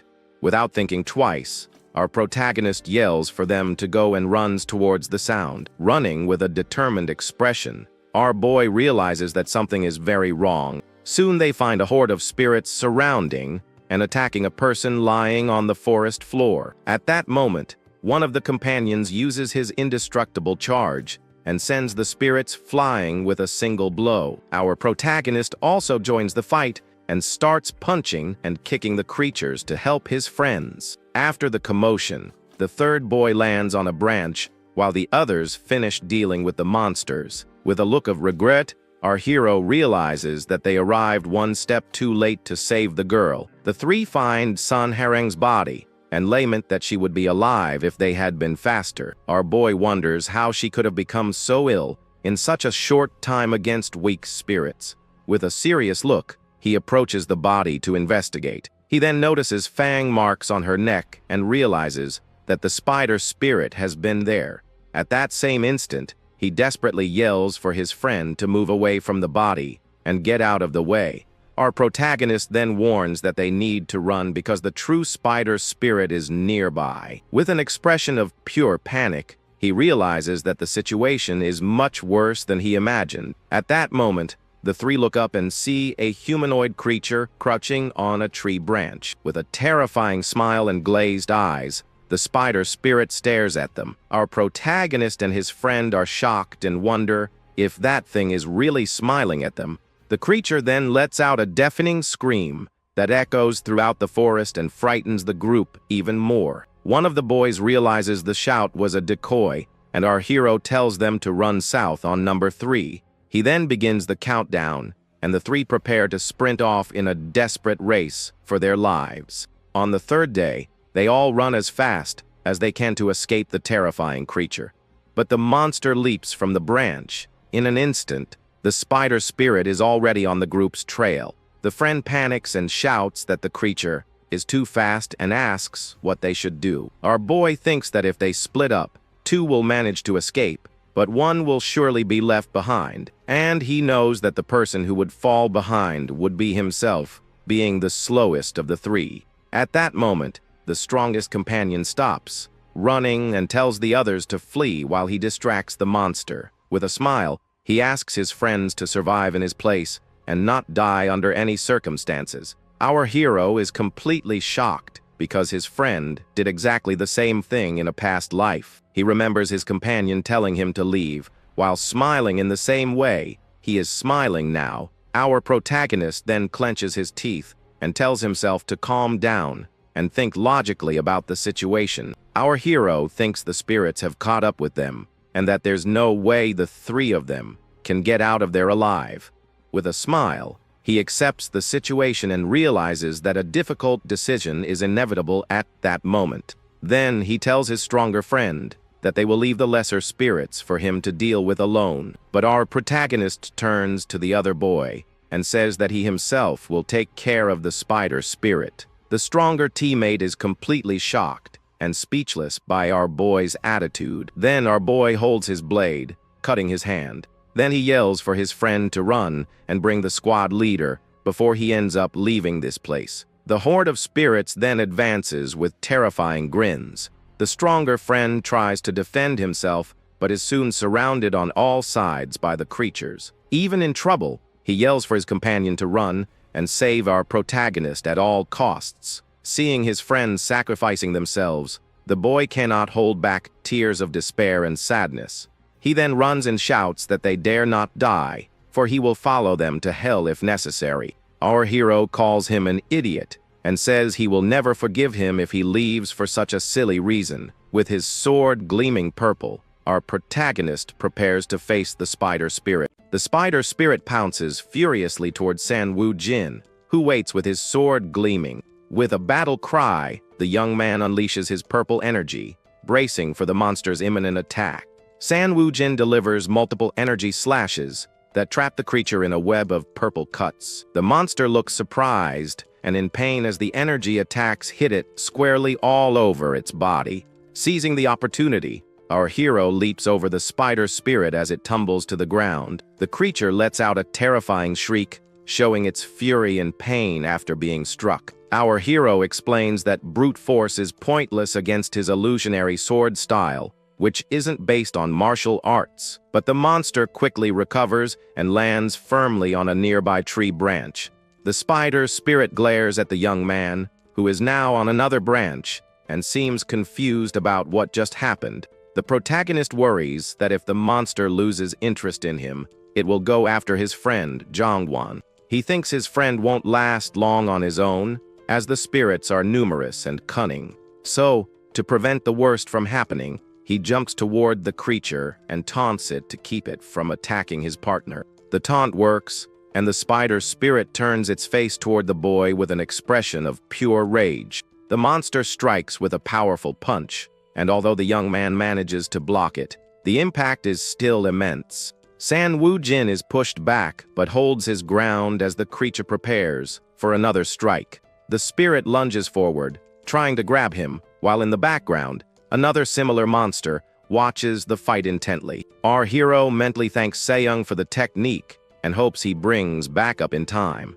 The creature lets out another deafening scream as the two continue their deadly clash in the forest. Meanwhile, Zhongwan is in a tight spot, getting grabbed and pinned down by the smaller spirits. He struggles to break free, but the monsters give him no slack and continue their relentless assault. Zhongwan manages to break free from the smaller spirits, throwing powerful punches and pushing the creatures away. But he's already sweating and looks exhausted from fighting so many enemies at once. San Wu Jin notices his friend is running out of steam, and he himself isn't sure how much longer he can last. He doubts he can survive until Seyoung brings the squad leader, as the situation is looking pretty dire. The protagonist thinks that the monster is strong and his sword can't pierce it, but its eyes and mouth are weak spots. He feels the pressure, knowing he has no opening to use his sword, and that if he gets caught, it's all over. The guy grumbles that he'd rather take on a chaotic spirit at night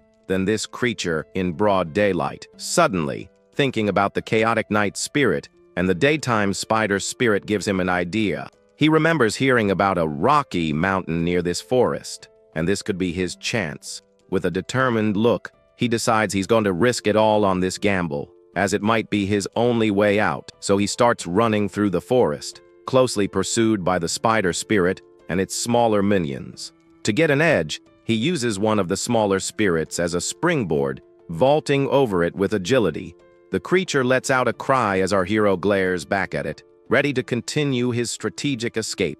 Without hesitation, he runs his sword through the monster, clearing a path through the horde chasing him. With a focused expression, he prepares for the next step of his risky plan to survive. One of the spirits screams as the larger spider creature closes in from behind, ready to strike. The spider spirit attacks one of the smaller spirits with a spinning blow, showing off its brutal strength. After clearing the obstacle, the monster glares at the protagonist, who dares it to try again.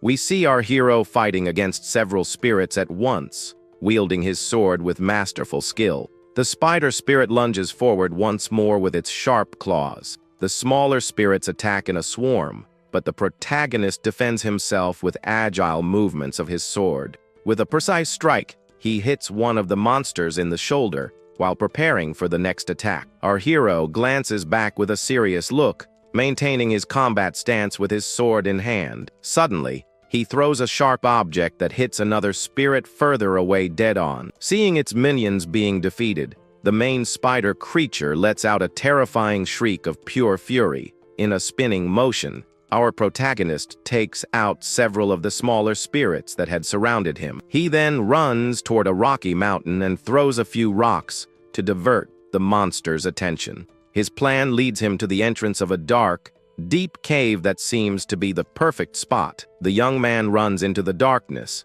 as the spider creature follows, screaming without hesitation. He goes deeper and deeper into the cave, running away from the light of the entrance and the monster's line of sight. Finally, in the pitch black, he stops and turns around with a confident smirk, waiting for his pursuer. The darkness in the cave is nearly absolute, and the monster's screams echo off the stone walls. Our hero explains that chaotic spirits are active at night, while these spider types operate during the day. This means the spider spirit relies heavily on its sight to hunt and fight effectively. But now that they're in total darkness, the creature will have to rely on its sense of smell to try and locate him.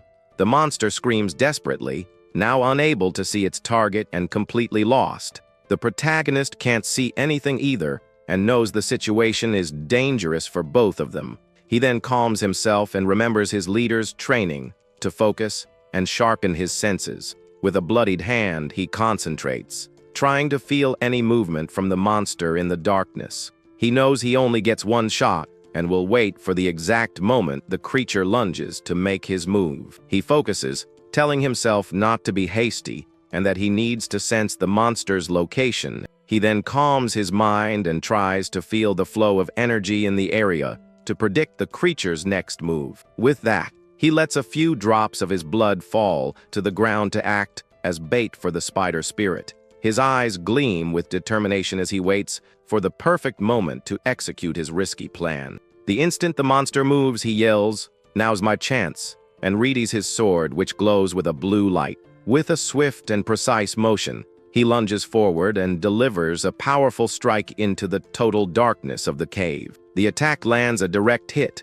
and the spider spirit lets out a deafening scream of pain. The creature continues to shriek, and our hero, relieved, realizes his plan worked perfectly. He then breaks into a smile of pure relief, but also exhaustion. After all the tension of the fight, the young man clenches his fist, still feeling the adrenaline from the battle. He just fought against the monster, but he knows it's no time to relax and starts running out of the cave to help his friend. Outside, Jongwon is still fighting bravely against the smaller spirits that surround him on all sides. He looks surprised as one of the spirits approaches and braces for the impact of the attack. Just then, Jongwon hears his name and sees San Woo Jin running toward him to help in the battle.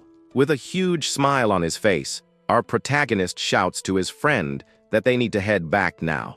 Suddenly, the other friend who went for help shows up and starts chewing them out for staying behind. He says he's just really glad they're alive, and the three of them hug, relieved to be reunited. Then, the three of them notice someone else arriving and look up to see who it is. It's the squad leader, Seal Pong, who has finally arrived on the scene with a serious expression on his face. He praises our hero, saying it was impressive that he managed to hit the monster, especially for a rookie. The protagonist looks serious and says he has something to ask the squad leader right then and there. He asks the leader to keep it a secret that he defeated the monster, as he doesn't want to attract attention. The leader warns him that he won't get any credit or fame that way, but the young man smiles and says that's fine. With a satisfied grin, he states that just surviving alongside his comrades is enough for him. Later, we see the protagonist walking alone through a dark forest at night. Suddenly, he seems to be in a nightmare and cries out desperately for his leader, Seal Pung. His eye is wide with terror as sweat drips down his face, showing his utter despair. In the dream, he finds himself alone in a dark clearing, sensing that something terrible is about to happen. He looks up with an expression of pure horror, as if reliving a major trauma. The nightmare scene is one of pure destruction, with fire and chaos everywhere, and silhouettes of people falling. We see the body of an injured person amidst the flames, revealing the tragedy he's reliving. The person's face is revealed, and she's smiling despite being gravely injured in the middle of the fire. San Woo Jin wakes up, gasping and utterly horrified by the nightmare he just had. Sitting up in bed, he watches his roommate sleep and tries to calm himself after the terrible dream. He looks at his own hands and wonders if it was all just a nightmare or a memory. Then he notices that the leader's bed is figures. He went to train again, as usual. The young man holds his head in despair, as the nightmare was a memory from his past life where everyone perished. He thinks that in this life, he saved a friend and trained, risking everything to achieve his goals. But with a clenched fist, he questions if everything he's doing is really enough. He knows that soon, more powerful monsters like the Cheel, Jai and the Doxa, will appear one after another. He remembers that in his past life, he barely survived, losing friends, and the demons were just the beginning. 5 years later, the Hyo Ma appeared with incredible power, and 2 years after that, the front line collapsed. The blood cult simply ignored all agreements and began to expand its territory mercilessly. Since he fell in that battle, he doesn't know if the Martial Alliance won or if the cult took over the world. Because of this, he knows that no matter the future, the only thing he can do is train every single day without stopping. But every time the nightmare returns, he wonders if all his effort is truly enough. With a determined look, he comes to the conclusion that what he's doing now is not going to cut it for what's coming. With only 2 days left until the confrontation with Ju Tae, Kaiyang, we see a group patrolling the forest. One of the girls complains that of all days, she's on patrol when she really wanted to train a bit more. She smiles, thinking she never imagined she'd one day be bummed about not being able to do a night training session. The young woman recalls that when it was decided she would go to the front lines, all she could think was that she was going to her doom. When Nasio turned 7, her mother passed away, and her stepmother took complete control of the family. The stepmother then sent her to the war and discriminated against her and her younger brother, hiding it from their father. The woman would say she couldn't send the future heir of the family to such a dangerous place. So, she would claim that for the good of the family, Nasio, you should make that sacrifice in his place. Even though it was incredibly difficult, the young woman believed that sacrificing herself was her way of serving her father. With her hands clasped, she would reply that she understood and accepted her fate without questioning her stepmother's decision. The girl knew that going there meant it was the end for her, but she didn't know how to refuse, having lived that way for so long. And sure enough, on her very first patrol on the front lines, Nasio, faced a life-threatening crisis. She and her partner split up to look for tracks, believing a monster is in the forest. The girl runs through the forest with a look of surprise and fear on her face. She then lands near the body of her fallen partner and braces herself for whatever comes next. Analyzing the scene, she finds the monster's tracks and realizes it's very close by.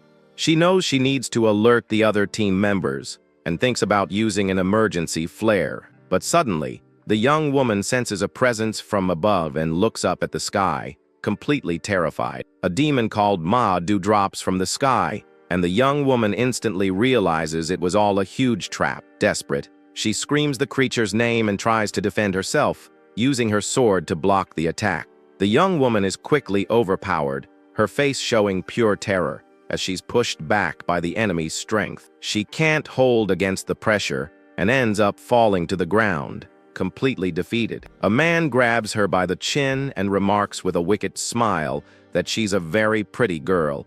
The villain says she was an unexpected catch, making his nasty intentions with the young warrior clear. Nasio squeezes her eyes shut, feeling pain and disgust from the humiliating situation she's in. The man leans over her, ready to harm her, with the girl unable to do anything to fight back. Suddenly, someone appears and lands a powerful punch on the villain's face, sending him flying. The scene shows the impact of the blow and the arrival of an unexpected savior for the girl in peril. The man gets up furiously and yells out, asking who dared to interrupt his plans like that. But the savior, who is Seal Pong, is already in a fighting stance, ready to continue the brawl. Without wasting a moment, he lunges forward again and throws another punch with all his might at the enemy. Lying on the ground, the girl wonders what just happened, as she thought her time was up. After the commotion, the forest falls silent, and a calm light illuminates the area. Seal Pong rushes over to Nasio. Yuan asks with concern if she was hurt in the scuffle. He then offers his hand to help her up, and the girl looks at him with tears in her eyes. With a confident smile, the warrior tells the young woman that everything is okay now that he's here to help. The young man then gets closer to her and starts to say something while the girl is still on the ground. He notices she was hit with a pressure point strike and says he'll help her with that. After he helps her, she smiles happily and leans on him, completely relieved and grateful for his help. But the warrior looks incredibly embarrassed and awkward with the girl's sudden closeness. She remembers that in that moment, she forgot all her fear and just burst out laughing. Later, he was chosen as the leader of the newly formed Squad 7, and she decided to follow him. The girl thinks to herself that those were the happiest moments of her entire life up to that point, and she feels that even if she were to pass on tomorrow, she wouldn't regret any of her choices. Feeling like they have nothing to regret, the squad heads deeper into the forest. During the walk, young Master Bai complains that his body feels heavy, but the vice leader says she feels just fine. With a smile, she compliments the guy, saying he's gotten more handsome lately. Young Master Bai gets all flustered and says that's hard to believe since all she does is praise him, but the woman insists it's true. Elsewhere, the girls are fawning all over young Master Bai, who's getting completely flustered by all the attention. The guy is surprised and blushing as the ladies call out to him. The vice leader then gives him a tip, saying that women don't like the obvious stuff, and the secret is to be subtle. Right after, she turns and her attention shifts to someone else in the group. Looking at Soundwoo, she wonders if something's bothering him, as he seems really deep in thought lately.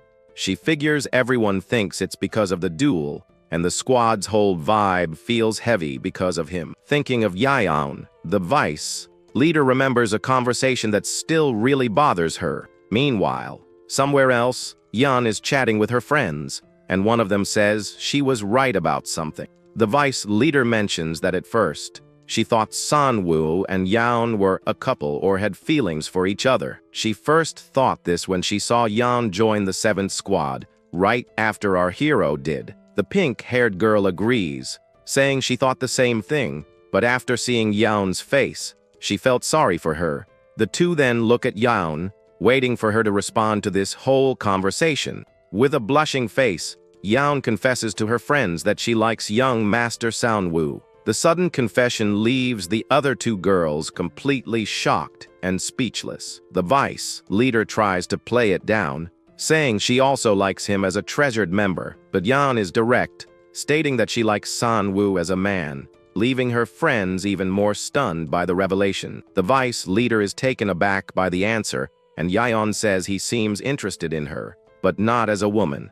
Instead, his interest is of a different kind, something she's still trying to figure out. She tells them she liked him even when he was chubby, and that her feelings haven't changed. Her friend then asks why she doesn't do anything about it, but Yaon doesn't know what to say. The girl suggests she show her face or get closer so he'll finally notice her, but Yaon just smiles and says she's happy, just watching the guy from a distance for now. This response leaves her two friends completely speechless, not knowing what to say. The vice leader thinks that after hearing this story, she can't meddle in their business. Suddenly, a hand appears from between the trees, interrupting their conversation. It was their leader, Seal Pong, who pops out of nowhere, putting the entire squad on high alert. Our protagonist and the vice leader realize something strange is going on. Without a second thought, the leader sprints deep into the woods. He flies past our hero and the rest of the squad, who are left in the dust. From behind a tree, a desperate man appears, begging for help. The squad leader is surprised and stops to see what's happening. Meanwhile, the sun sets over the mountains and the forest. The man explains that he's from the Miao tribe, and that he's not a monster, but a survivor. He says the venerable poison is in bad shape, and that everyone is going to bite the dust without their help. The vice leader sums it up, saying they were saved by this person who is now on their last legs. Shilpong then speculates that it could be a ki deviation caused by training. One of the guys remarks that they came all the way to the front lines, just to ask for help. On his knees, the man from the Mao tribe begs them to save his benefactor and his brothers. But suddenly, a voice cuts in, saying the story is obviously a lie. It's Chute Jiang, who doubts how they could have survived in a forest swarming with demons.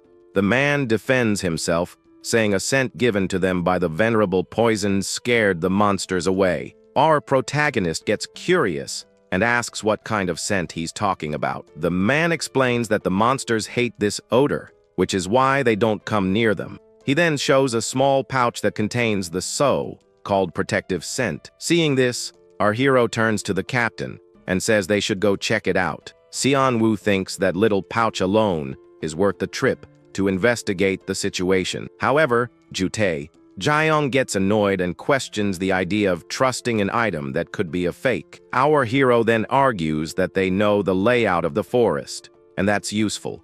The guy gets furious and reminds them that the Blood Cult and the Martial Alliance have an agreement. With a smirk, our hero says that agreement isn't worth the paper it's written on, since they get attacked every single day. He taunts Chute Jiang, asking how a disciple of the Spear Sect could say something like that, and he asks if he's forgotten their mission to attack the cult and take back the temple.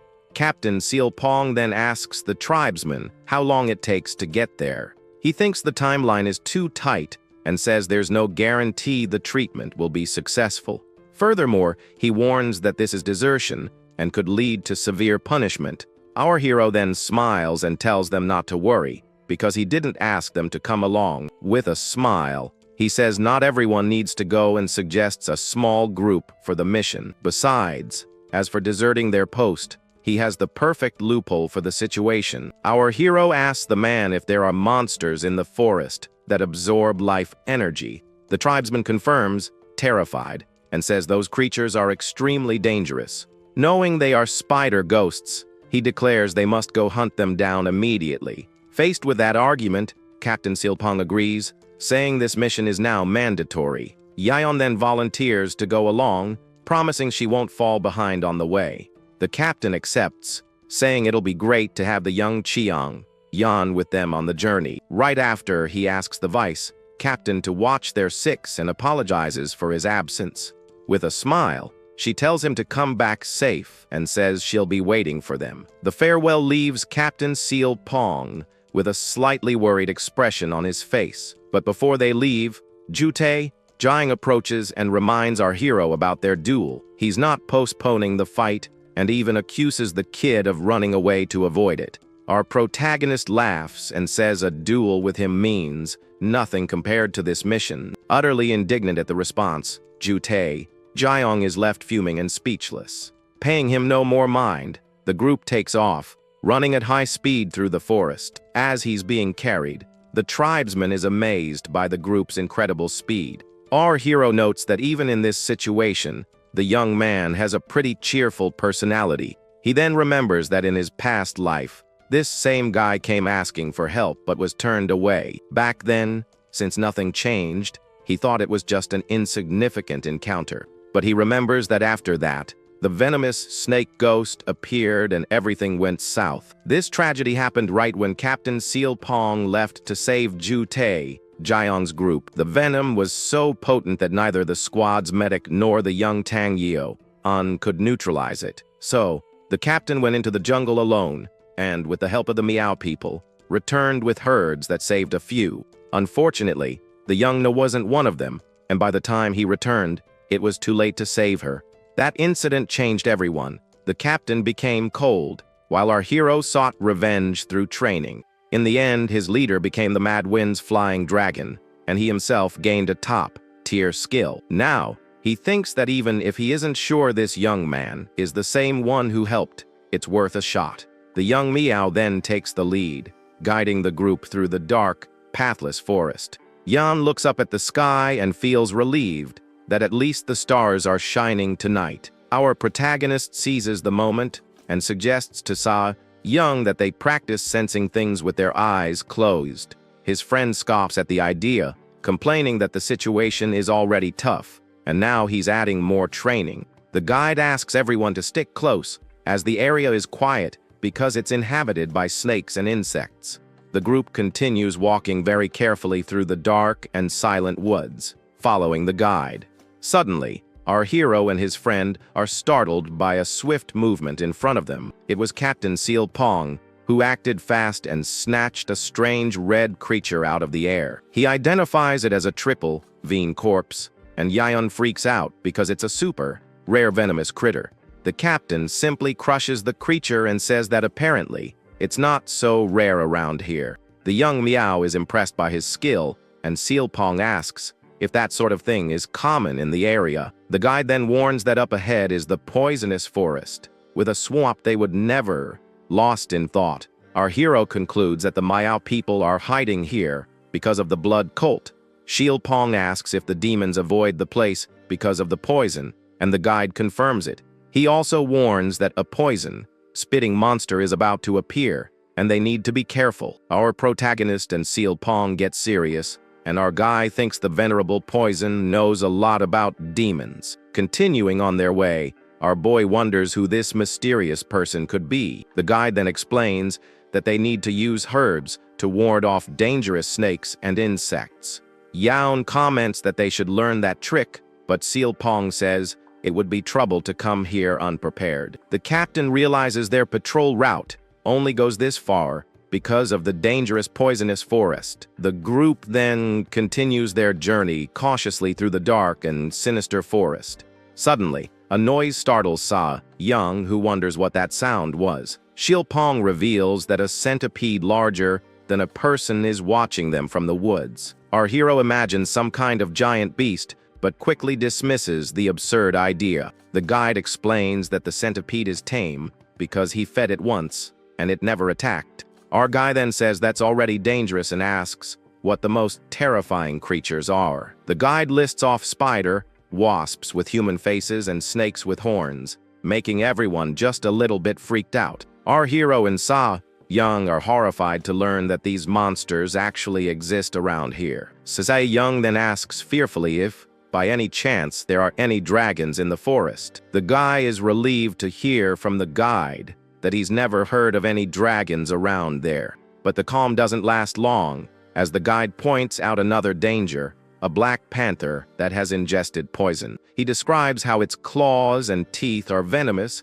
and that it's so strong that spears are useless against it. Suddenly, Seal Pong stops and says the panther is right there in front of them. The group tenses up as they spot the creature approaching slowly in the darkness. With its eyes glowing, the black panther stares them down, ready to pounce at any moment. The guide freaks out, saying it shouldn't be here, as it usually stays deeper in the forest. Seal Pong throws a piece of meat to try and distract the animal and buy some time. The panther approaches the food and sniffs it suspiciously, without taking its eyes off the group. Instead of eating the meat, it crushes it with its paw, showing it has no interest in it.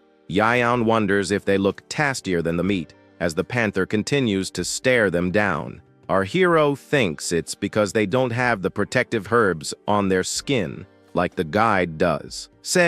Young jokes that it's a shame our guy lost all that weight, because he would have made some prime bait. Our hero shoots back with a sarcastic remark, and his friend says he's as sharp as ever. The panther then starts to move, and Young warns that it's coming their way. Without hesitation, Seal Pong charges forward and leaps towards the animal to start the fight. The panther attacks with its poisonous claws, but the captain is faster and dodges. He counters with a powerful punch that lands squarely on the creature's body. Young is shocked to see that the panther managed to block the captain's attack. The creature then prepares for another attack with its sharp and deadly claws. Seal Pong doesn't back down and delivers a powerful kick that hits the panther hard. The impact of the blow causes the panther's paw to bend at an odd angle. Even injured, the panther doesn't give up and continues to fight Captain Seal Pong. With the force of the impact, Captain Seal Pong is thrown back violently. He's clearly surprised by the beast's power, as he wasn't expecting that. The panther then prepares for another attack, its paw glowing with energy. However, the leader manages to dodge just in time, showing off his incredible agility in battle. Meanwhile, our protagonist and Yaon watch the fight with deep concern. The creature then manages to land a hit on the captain, sending him flying with a brutal blow. Even in mid-air, Seal Pong manages to twist around and counters the attack with a powerful punch. Seeing that the situation is getting hairy, the rest of the team jumps in to help. Our hero and Yan get ready for a combined attack from above the beast. But the panther reacts quickly, using its tail like a whip to defend against the blow. The attack hits our guy, and Yan catches him to keep him from hitting the ground. Deep in the forest, a giant panther nimbly dodges a joint attack from two warriors. Immediately after, the two swordsmen land on the ground, ready to give chase. Faced with this situation, the creature decides to flee deeper into the woods as the group watches. The beast, with its glowing eyes, continues on its path through the dark of the night. Its intimidating gaze shows it's no ordinary animal, but a truly dangerous creature. And just like that, the panther calmly walks away while the group of adventurers simply watches it go. The man in red comments to his companions that it looks like the beast is heading back to its turf. His friends, on the other hand, are stunned, remarking on how incredible it is that a monster like that even exists.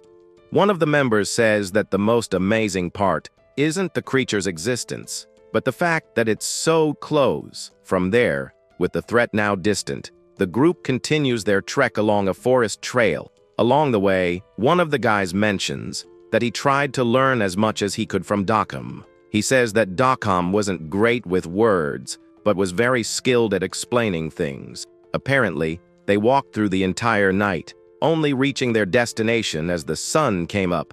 The group leader comments that at their current pace, they can make it back in about 6 hours. Our MC is confused and asks if the three of them really memorized the whole way back in the dark. His companions reply that the path wasn't complicated and that it was only natural to memorize it for the return trip. Hearing this, our MC gets a totally ticked off look on his face, not believing what he just heard. At that moment, Dokkum points to a small thatched hut and says that's his home and they're expected. With that, he runs into the hut, calling for the Poison Elder and saying he's brought people to help. Inside, some children see Dokkum and cheer happily, saying he's finally back. The kids hug him and ask where he went, telling him they missed him a lot. Right after, a very cranky old man asks where he's been all night and what this nonsense is about. Kelp. The group leader politely introduces himself, saying they came at Dokkum's request to offer assistance. The elder glares at them with contempt and asks who they are and if they're part of the Ascending Dragon Corps. Without waiting for an answer, the old man furiously yells at all of them to get out of his sight immediately. The group is kicked out of the house, while the older man says that just looking at them gets on his nerves. Because of this, he smashes a bowl on the floor, and Dokkum asks what's going on and why he did that. The old man yells at the young man, saying he would never accept help from their kind, not even if he were on his deathbed. Outside, our hero's group just stands there as various objects are thrown in their direction. They are all baffled by the situation, wondering what kind of ridiculous welcome this was. Dokkum apologizes to the group, sorry that they came all this way for nothing. He doesn't know how to make up for this situation. One of the companions tells him to chill out and think of it as a free show. At least the old man seems to have plenty of energy. Another group member offers help in the future and asks for a favor in return. Dokkum immediately accepts, promising he'll remember. The companion reflects that his goal was achieved by settling the debt. He wanted a contact to get herbs and information. With that settled, he calls for the squad leader so they can leave. After all, if they leave now, they'll have plenty of time. However, the squad leader turns around and heads back to the house. Dokkum is confused, wondering about the squad leader. Title. Our MC just stares at his companion, completely lost. His expression shows the confusion of the moment. The group leader enters the house again and raises his hand. He tells the elder he believes there's been a misunderstanding. From the bed, the old man shouts back, asking what misunderstanding. He then tells the group to get out of there at once. The leader explains that he's from the Ascending Dragon Corps but isn't orthodox, and they didn't come to take anything, only to help. The elder thinks that's a load of bull and doesn't believe it. To him, it's like a dog denying it's an animal. Faced with this, the leader proposes a bold bet. If he proves he's not orthodox, the old man will let himself be examined in detail. The older man is in complete shock at the unexpected proposal. He can't even respond properly. The leader takes the silence as a wise. And so, he starts approaching the sick man. The rest of the group is completely clueless. They wonder if the leader isn't orthodox and admit they don't know about his sect. One of the companions thinks that no one knows the squad leader's true appearance, not even among the 13 ascending dragon corps. He vividly remembers the day the front line collapsed, and he saw the leader's true identity, with his red eyes and terrifying power. Upon hearing about the red eyes, the old man is shocked and stammers, asking what he is. The leader gives a slight smirk as the elder questions why the heck he would be in the ascending dragon corps. The scene shows the leader next to the sick man's bed, while everyone else watches the interaction from a distance. With that, the leader takes the older man's hand to check his pulse and verify his condition. After the analysis, he apologizes and says that with his current skills, there's nothing he can do to help. The elder scoffs, saying that even he, who dedicated his life to studying poisons, couldn't do a thing. So what could some kid possibly do? At this, the leader turns to Decom and apologizes for not meeting his expectations, and Decom looks awkward. And so, he turns to step away from the elder's bed, looking like he's about to leave. He then rejoins his companions and says that now they are really heading home. But the old man calls out to him, commenting on his strange identity and asking if he'll hide it from the children too. The leader stops for a moment and casts a serious glance back without saying a word. From there, the man in charge reveals his affiliation, telling the elder that he is part of the blood cult. The revelation shocks the entire group, and our protagonist asks in disbelief if he's really from the blood cult. One of the companions reflects that the old man's hatred for the orthodox and his knowledge now makes sense. He must have been a demonic martial artist. However, he also recalls that according to Decom, the elder has been helping the Meow people for a long time for unknown reasons. At that moment, our protagonist confronts his leader, asking what's going on, and if he's really from the blood cult. The leader apologizes, saying he thought of Decom and the children, and that's why he couldn't bring himself to tell him the truth. Faced with the lie, our hero gets furious and draws his sword, preparing to take action. He lunges towards the elder and says that even if his leader forgives him, he would never forgive someone like him. Decom and the children get desperate and beg for forgiveness as our protagonist threatens the old man with his blade. The older man scoffs at him, saying that's the typical attitude of the orthodox, who want to eliminate demons to feel satisfied. Because of this, our young hero screams at the top of his lungs, telling the demon to shut his mouth immediately. The children and Decom stand in front of the elder, pleading for the great hero to spare his life. The young man yells at the cultist, asking how he dares to mock the orthodox, and what right he has to do so. The elder retorts with fury that he has every right, as he lost everything because of hypocrites like them. And so, he challenges him to a fight, saying that even though he's not in his best shape, he can take him down without a problem. Our protagonist accepts the challenge with a crazed look in his eyes, shouting that he will grant the elder's wish. He then charges forward to attack while Decom and the children desperately try to stop the fight. The children cry hysterically, begging the hero to stop as they try to shield him.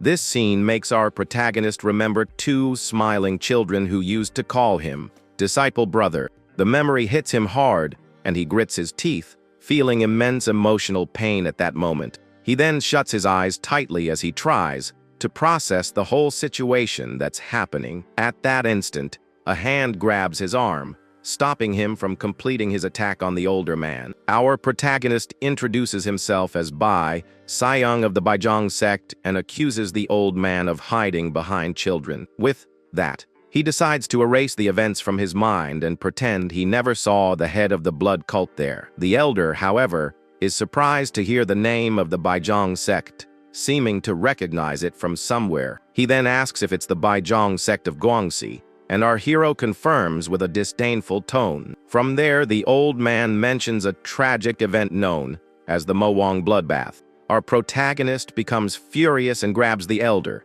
screaming how he dares to mention that incident in front of him.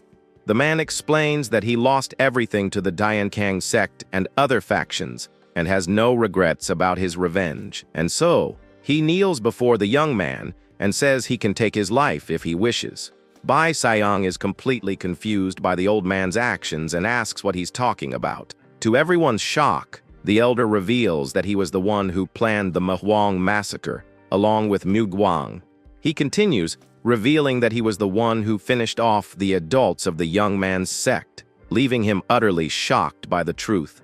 The rest of the group watches the scene, not understanding anything, and the leader asks what the heck the old man is doing. The old man, kneeling on the floor, says his side of the story doesn't matter and asks the young man to take his life to settle his anger. But Bai Sayang screams furiously that he'll be the one to decide whether he understands or not, and grabs the old man, demanding he tell him what happened. And so, the man introduces himself as Sik Kungal, the former head scribe of the Jian Mansion, an orthodox sect from Yunnan. He explains that he was once very close to the head of the Jian family, Mu Guang, and that the two shared a great dream.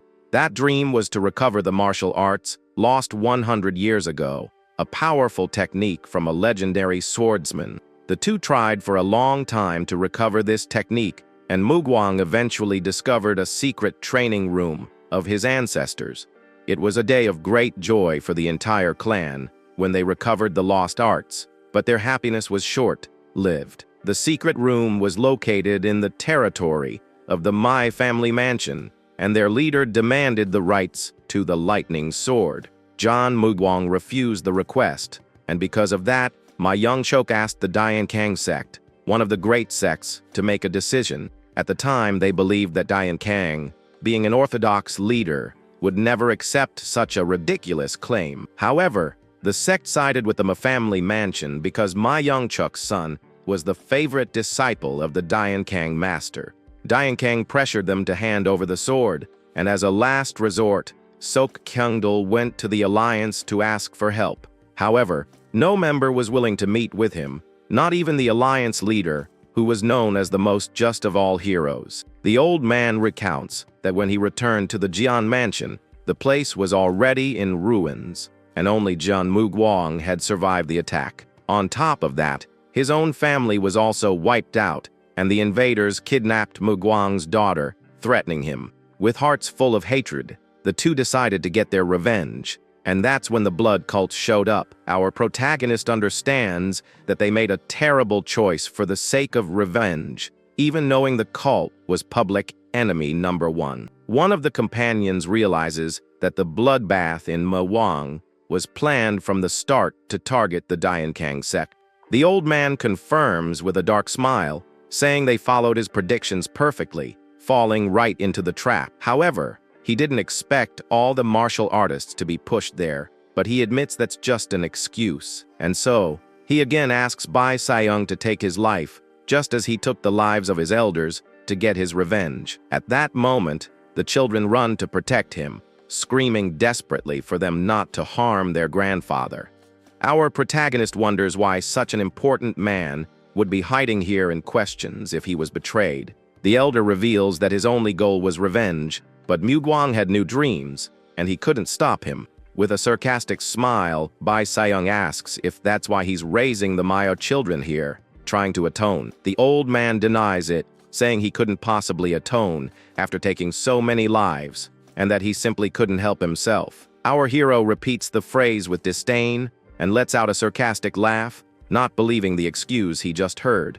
He then explodes with rage, shouting if the old man has any idea how they had to live because of him and his masters. Our protagonist continues his furious speech, questioning the old man and saying that if he's from the cult, he should live like it. With a maniacal smile, he recounts that he revealed he was from the Baizhang sect to a Diankang member just to see their reaction. He's disgusted because the Diankang member mocked his master, while the head of the cult wants to atone with his own life. With his fist clenched in anger, Our hero screams that the whole situation is completely unfair. He says that if he finishes him off now, it will only create more people like himself, and even questions if he should take out Dacom and the children too. At this, he tells the old man to stop talking and try to atone as best he can while he's still alive. One of his companions interrupts, saying they need the elder's knowledge to attack the blood cult. Su Kongdal hears the group's request and remains silent for a moment, thinking about what to do. From there, he makes a decision and asks Dacom to go get something he made last time. Dacom returns with a small paper packet containing what looks like a medicinal pill. The old man offers the pill and says it's no greater rejuvenation pill, but it's on par with the lesser one from Shaolin. Our protagonist gets all flustered and denies that something like that will calm his anger, saying he's not that kind of person. His companions then start teasing him, remembering how he was always complaining about never getting his hands on an elixir before. After the teasing, our hero becomes thoughtful and suggests they split the pill among everyone. He explains that one of them needs Ki immediately, and the others need to get stronger so they can protect him. The leader and his female companion decline the offer, thanking him. He says elixirs no longer help him, as he has reached his 80-year limit. Seeing the group's attitude, the elder is shocked. He's never seen anyone offer up an elixir and asks what kind of people they are. Our protagonist then tells his friend not to worry about Q deviation and to just eat the pill. His companions are curious about that statement. They ask if there's some special method to avoid the problem. With that, the old man prepares to reveal one of the blood cult's greatest secrets to the group. He holds up a small pouch and reveals that the secret is to use a poison core to control the flow of energy. The group doesn't get it, and he explains that it's a poison Ki core with very faint traces of poisonous Q. Apparently, Q deviation happens when internal energy collides, and an external agent can prevent that. One of the group members is impressed and wonders how such an important fact remained unknown for so long. The elder reiterates that it's a secret and that no one would think twice about a cult member having a poison core. With this revelation, one of the guys understands why it was so hard to eliminate the cult, as they gained Q so easily, and so they suggest that the two of them take the elixir right now. Since one of them has a duel coming up, the two immediately agree. Now that they know the secret, there's no reason to hesitate, and they get ready to take the pill. Meanwhile, Dacom, the elder, and the children just watch the whole scene unfold before them. Dacom then asks one of the children about Rakun, and she tells him he hasn't come back, which is why Dacom went looking for him. Hearing this news, Dacom becomes very worried about the boy's disappearance and covers his mouth, not knowing what to think. He tries to calm himself down, thinking that the boy knows the forest well and won't get lost out there. However, while he waits, the boy is in danger as a shadowy figure watches him in the darkness of the night.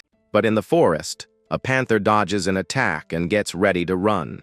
The creature then decides to retreat into the woods as the group watches. Its glowing eyes show that it's a very dangerous creature, and so the panther leaves peacefully while the group observes it. The man in red comments to his companions that the beast has returned to its territory. The general then approaches the animal, now down on the ground. His companions praise him for how easily he defeated the creature. He then orders them to capture the panther, as the blood demon might be interested. One of the men approaches the general and questions what he's doing there. The leader gets angry and asks if he's questioning the blood demon's decision. The terrified man denies it, saying he was just worried about his leader. With that, the general hits him with a decisive blow, sending him flying, and so he says they don't need believers who won't submit to the blood demon. Another man then arrives, saying they captured a Miao child nearby. He then shows the little girl who is carrying a bag of anti-corpsents. The crying little girl denies there's a heady out there and calls the monsters. The general then smiles and says they've found a way to keep the undead away. The guy who questioned him is terrified by his leader's coldness. Without hesitation, The general grabs the child by the neck and lifts her up. Then, with his eyes glowing, he uses a mind control spell on the little girl. And now, with lifeless eyes, the girl is completely under his control. Meanwhile, at the elder's house, our heroes are meditating peacefully. They say that freeing the corpses is just the beginning, and that stronger demons will come. The elder is asked if the created demons are just prototypes. He confirms it and says that's why he left Mugang. But before he could finish, a child calls out to him desperately. She says Rakan is bringing strange men, and the old man becomes alert. He then peeks through the window and gets worried by what he sees. His expression changes completely as he recognizes who is approaching. Desperate, he yells for everyone to flee immediately through the back. With that, he reveals it's the demonic general of bloodlust. This general is a supreme level demon and very powerful. The elder also says that Rakan has already been enchanted, and everyone will be lost if they try to help. Our hero looks at his friends who are still meditating. The old man then says he'll buy them time, so they can escape with the children. But the blue-haired girl interrupts and tells him not to do it. She then says they will stay to fight by his side, and outside, the general gets closer and closer to the house. He and his men are guided by Rakan, who is under the spell's effect. The general then smiles and says he will finally reunite with Elder Suk. The general stops in front of the house and faces the heroes who came out for the confrontation. He looks at them with a serious and challenging expression, ready for battle. At that moment, the squad leader and his companions step out to face him. The young man introduces himself as Seal Peng, the leader of the 7th Squad. Then, the general also introduces himself as Ji Guangok of the Blood Cult. He says he has business with the old man there and asks if they are going to stop him. The leader says he won't stop him, but that it's a patrolled territory. With a mocking smile, the general disagrees with the young man's statement. The young man then points to a mark that should be on the house. The older man looks in the pointed direction, but doesn't seem to see anything. But before he can say anything, the squad leader lunges forward with a punch. He throws a powerful and swift blow towards his opponent's face. With that, the general is thrown back by the force of the impact and is surprised. His expression shows he didn't expect such a fast and strong attack. Without giving him time to recover, the young man continues his brutal assault. Seeing their leader in trouble, the general's men run to help him. One of them approaches from behind and prepares to attack the young warrior, but the blue-haired girl appears and blocks the man's attack. With her sword, she manages to stop the blow and protect her captain. The other men get furious and make disrespectful comments about the girl, and they continue with the insults, saying not to hurt her face. The girl then smiles confidently and mockingly at the men. Just then, the squad leader is hit and thrown far away by the general. He thinks he can only keep this power level up for 15 minutes, so he needs to end the fight before his time runs out. The two continue trading blows at high speed in an intense fight. The young man manages to land a powerful kick to his opponent's chest, but the general impressively blocks the blow with his foot. The squad leader backs off and prepares for his next move. The clash between the two warriors creates a huge shockwave. The young man is impressed by the general's strength and recognizes him. The general takes advantage of the opening and throws a punch at the young man. With a wicked smile, he says he's happy he can finish him off right there. His blow lands squarely on the squad leader, knocking him to the ground. The young man is pushed back, but manages to defend himself from the attack. Even injured, the young warrior doesn't give up and stays on the defensive. The general leaps into the air and prepares for a devastating aerial attack. He comes down with all his might to crush his opponent, but the squad leader manages to dodge at the last second. The two face each other again, ready to continue the life or death battle. With a bloodied hand, the general advances with a smile on his face. He then throws a punch that hits the young man's chest with full force. From the force of the impact, the squad leader is dragged backward. The general is surprised the young man is still standing after that blow. He then leaps and says it's an honor for the young man to fall by his hands.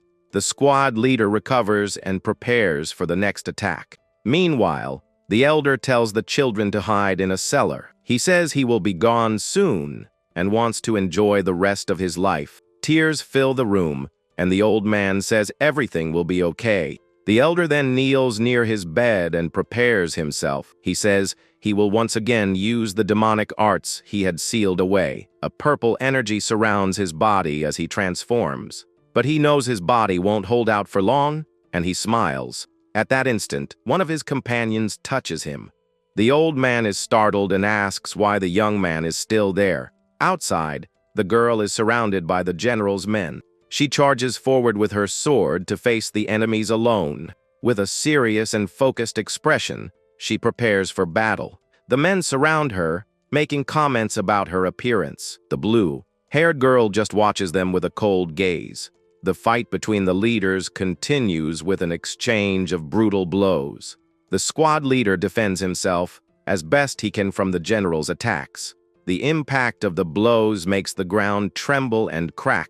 The young man thinks it's incredible he's lasting so long in the fight. He knows one mistake could be his last, and that he needs to be careful. At that moment, the blue-haired girl makes a decision. She faces her opponents with a confident and mysterious smile. One of the men charges forward to attack her with his sword. The young woman holds her weapon firmly, preparing for combat. With a swift movement, she lands multiple strikes on the enemy. The man is shocked by the speed and precision of the attack, and just like that, he falls to the ground, defeated, without even understanding what happened. The other men are surprised and say she was hiding her skills. They then order everyone to attack her all at once. One of the henchmen leaps for an aerial attack with his spear. Our hero then joins the fight to help the girl. With his sword, he blocks the attack and protects his companion. Another companion praises the girl for her good work. Now, with a blue aura, she seems even more powerful and confident. She then says that their numbers won't change the situation. Our hero says he has accumulated almost 60 years of power, and now it's time to test it. He then uses a powerful technique of 13 swords against one of the enemies. The older man is completely shocked and terrified by the power of the blow. The two clash in the air in a fast and very intense exchange of blows. The young man smiles and thinks it was easier than he imagined to use this ability. With a determined look, he turns and prepares for the next opponent. Meanwhile, the blue-haired girl faces another of the general's henchmen. The enemy is startled to see our hero suddenly appear behind him. The blade quickly approaches his neck before he can react. With the enemy on the ground, our hero says he hopes he didn't interrupt the fight. The fallen henchman begs his companions for help, but they are paralyzed by some technique and can't move. Elsewhere, the transformed elder furiously shouts the general's name. The general looks up and sees the old man coming towards him with a purple aura. The clash between the two creates a huge explosion of energy on the battlefield. In the midst of the confusion, the squad leader seems to be in trouble. From the force of the impact, the elder is thrown back violently. The general, however, seems to emerge unscathed from the confrontation and smiles confidently. He then recognizes his opponent and calls him Elder Sok. The general asks how Mugang is doing while the old man looks exhausted. He says the blood demon is fine and that the old man delayed his plans. The elder realizes his former master has recovered the research he destroyed. The general then reveals that the blood demon made him make a promise. He promised that if he found Elder Silk, he would send him to the other side. With that, a red aura surrounds his body, and he prepares to attack. The elder laughs defiantly as the general advances for the final blow. The old man says he only has 90 years of ki, but it's not over yet. He then unleashes all his purple energy to collide with the general's attack. The general is surprised to see the elder still has so much power. His attack is repelled, and he is thrown far away by the force of the explosion. He then realizes the old man used the Berserker blood pill. This pill temporarily increases power, but has severe side effects. Seeing the squad leader advancing, the elder understands the enemy's plan. The young man attacks the old man with a quick and precise blow to his chest. With that, the elder is thrown backward, unable to defend himself in time. The squad leader and the elder then team up to attack the general. The general is hit from both sides and seems to be in trouble. Furious, he calls them fleas as he tries to defend against their attacks. But the pill's effect wears off, and the elder falls to his knees, completely exhausted. The general smiles and says his goodbyes as the squad leader screams in desperation. Our hero watches everything closely with an attentive and surprised look. The squad leader is surprised to see his companion holding him back. The purple-haired young man shakes his head and stops him from joining the fight. At that moment, the general attacks the elder mercilessly in a brutal blow. He smiles wickedly, believing he has easily won the battle. With victory in hand, his expression is one of pure satisfaction and cruelty. But the elder uses his last strength to grab his enemy's arm. With a firm grip, he holds him with a deadly and determined clutch. The general is furious with the old man's action and endlessly curses him. Then the elder says that even if he goes down, he's taking him with him to the other side. A huge explosion of energy occurs in the middle of the battlefield. The heroes are thrown back as they scream their old friend's name. The protagonist remembers the conversation he had with the elder earlier. The old man revealed his plan to sacrifice himself to take the general with him. The other companion questioned why he would go so far for them, and the elder simply replied that he felt like doing it. Now, the two warriors retreat to protect themselves from the explosion's smoke. Gravely injured, the general stares at the enormous hole in his chest. The squad leader realizes the old man used a protection technique. With that, the general falls to his knees, spitting up a dark liquid. The young man in red understands this is the final chance created by the sacrifice. Without hesitation, he charges forward to attack the weakened general. He lands a powerful punch to his opponent's face with all his might. The impact of the blow creates a large shockwave around them. The injured general curses the young warrior, who continues to attack. The squad leader lands another punch with all his strength. The general's hand, now on the ground, shows he can no longer fight. He still tries to resist, but his body is too injured to continue. The young man in red then delivers a final blow to the enemy's chest. The other companions cheer and shout for the leader to finish him. The general's body is thrown violently to the ground, creating a crater. With glowing eyes, the leader prepares for the final blow. And just like that, he completely obliterates the general once and for all with his power. Our hero watches the scene in silence, a bit shocked by what he sees. But the squad leader falls to his knees, spitting up a lot of blood. The purple-haired young man thinks that his leader's power had a time limit. He wonders if the time ran out, but sees that he pushed past the limit. Suddenly, the general reappears, laughing at the young warrior's situation. He says it's a shame and that he'll finish him off first. The protagonist thinks that only the leader could fight, and now they're in trouble. The protagonist thinks that if they had just one more strong fighter, things would be different. But suddenly, he seems to get an idea, and his expression changes. With that, the purple-haired young man charges forward, shouting the general's name.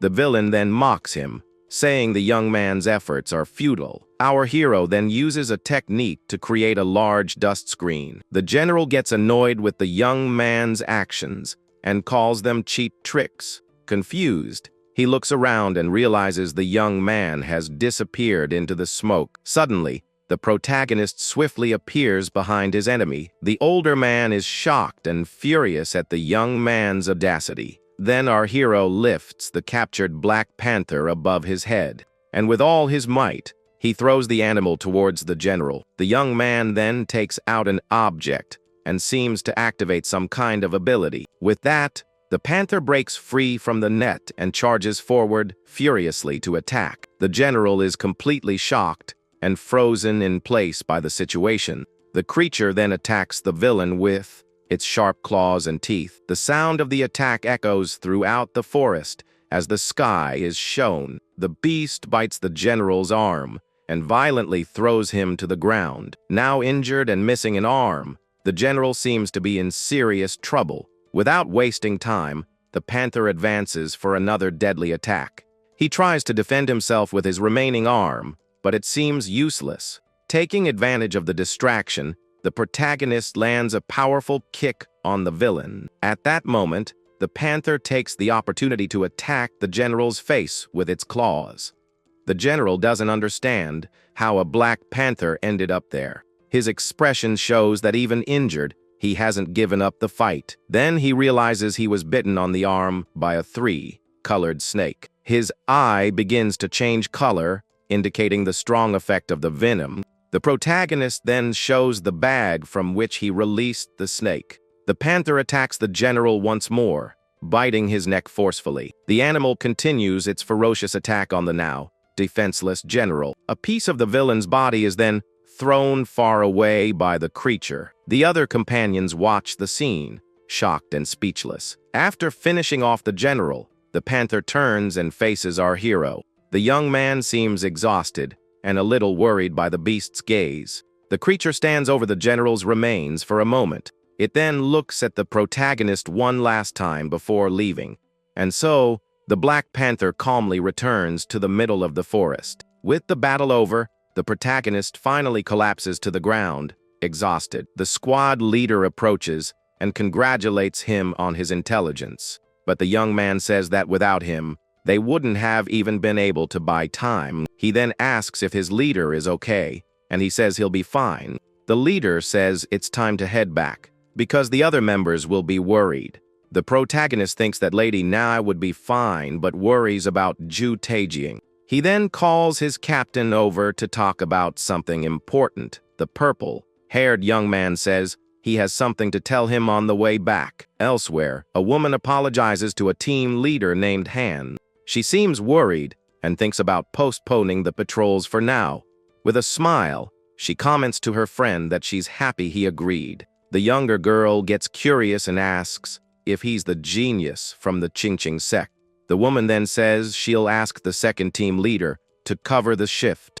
She offers to go alone if her friend feels uncomfortable with him. But the girl says no, that they are companions and it's fine. Then they comment that leader Sagunal is the most reasonable one in the Dian Kong sect. A man then appears as they describe him as cold but admirable. He is known for treating everyone fairly, without any discrimination. In another location, a green-haired man asks if Seal Peng has returned yet. When they meet, the man mocks them and comments that they seem quite unoccupied. The woman says she asked the first team leader to handle the patrol. The green-haired man's henchmen start mocking the absent leader.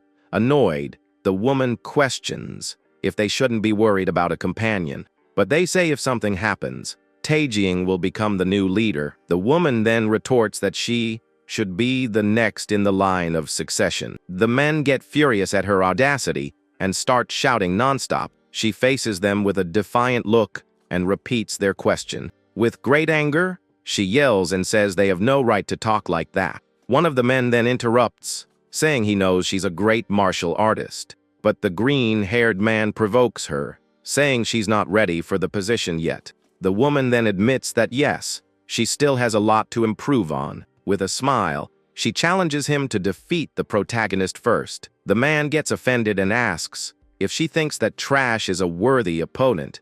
She then replies that young Master Jin didn't seem worried at all. Hearing this, the man becomes furious and glares at her with a deadly look. The woman then wishes him good luck and leaves peacefully with her friend. Alone, she thinks that Ju's skills have improved a lot lately, and she wonders if young Master San Wu will be able to handle him now. Arriving at the gate, she apologizes to leader Sagunal for the trouble. The two then exchange a silent glance for a brief moment. He reassures her and says that Seal Peng is one of the best he's ever known. His words seem to calm the woman's heart, and she smiles in relief. Then she calls her friend, so they can finally go home. The girl named Qian Jun gets excited at her friend's call. The woman calls her friend to train, and the girl enthusiastically says yes. Elsewhere, a man walks down the hall, thinking the situation is serious. He then suggests they form a search party,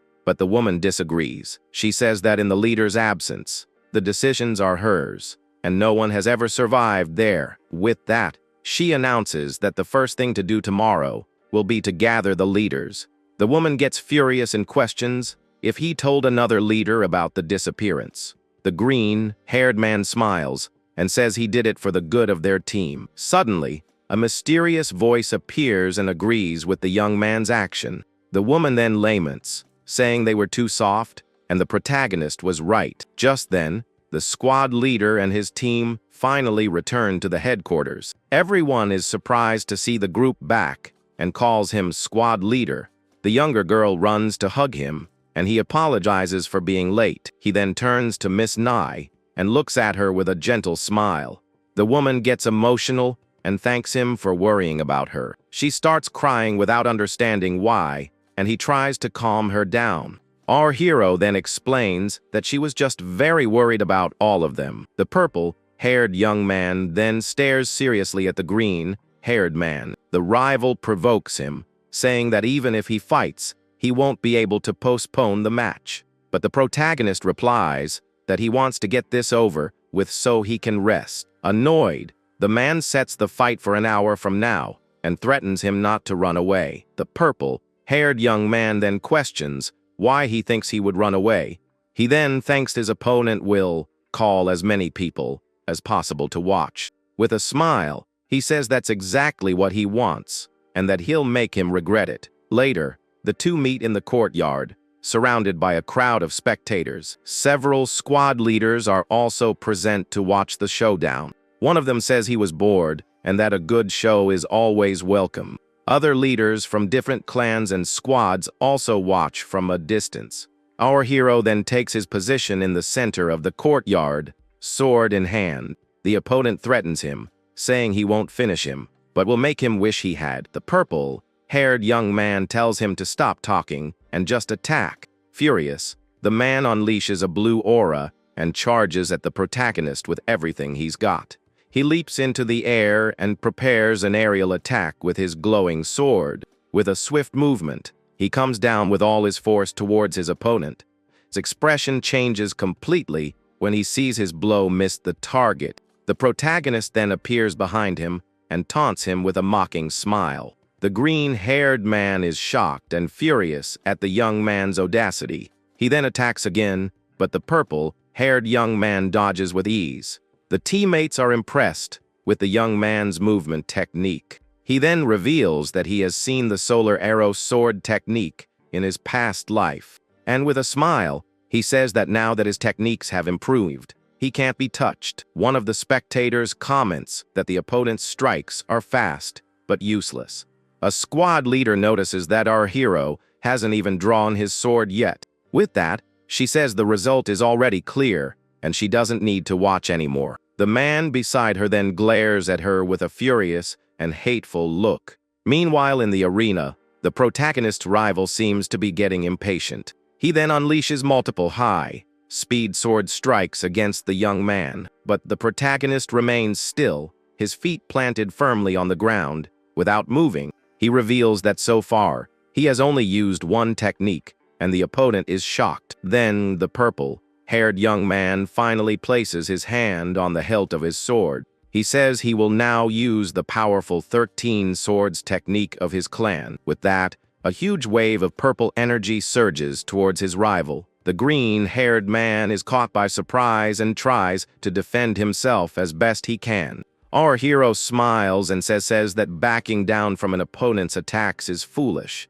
And with a swift movement, he appears behind his enemy for the final blow. The rival is shocked and mutters for him not to get cocky, just because he knows a few tricks. Without giving him time to react, the protagonist lands multiple blows on the enemy. The green-haired man is completely overwhelmed by the wave of brutal attacks. He tries to counterattack, but our hero's speed is impressive. With a victorious smile, the young man prepares for the finishing blow. He then delivers one last powerful slash that hits the opponent dead on. The teammates watch the scene, completely shocked by the victory. The rival looks up and sees the tip of the protagonist's sword at his head. Defeated, he falls to the ground and says, "It's impossible he lost like this." With a smile, our hero says that now Ju Taejing will have to serve him. It's revealed that after the defeat, the rival couldn't handle the humiliation.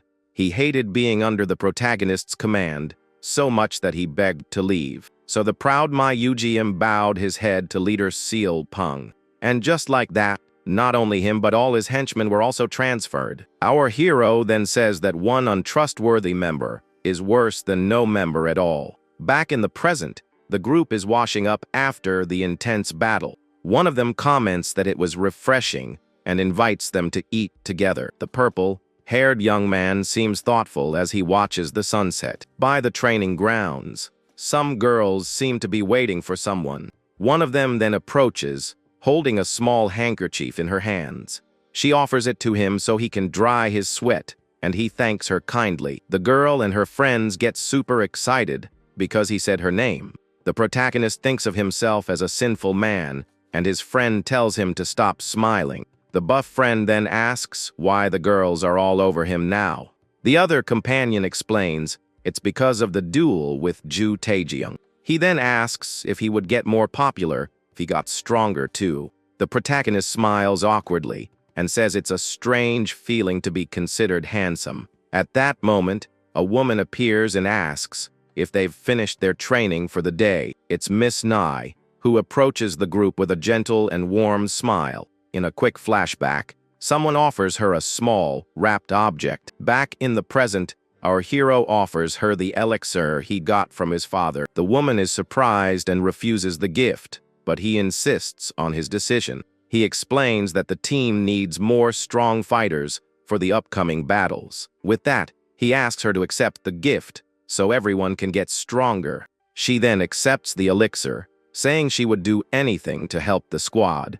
With a sincere smile, the woman thanks the young Sanwoo Jin for his gesture. The short-haired girl approaches and greets him, calling her Miss Nai. The young man gets a little embarrassed and thinks that things are different now. He then has a little romantic fantasy with the woman and gets all goofy. But the woman points to the other handkerchief he received, and he gets flustered. He then calls himself an idiot in his thoughts for leaving the other gift out. His friend explains that the gift was from a girl named Song Young.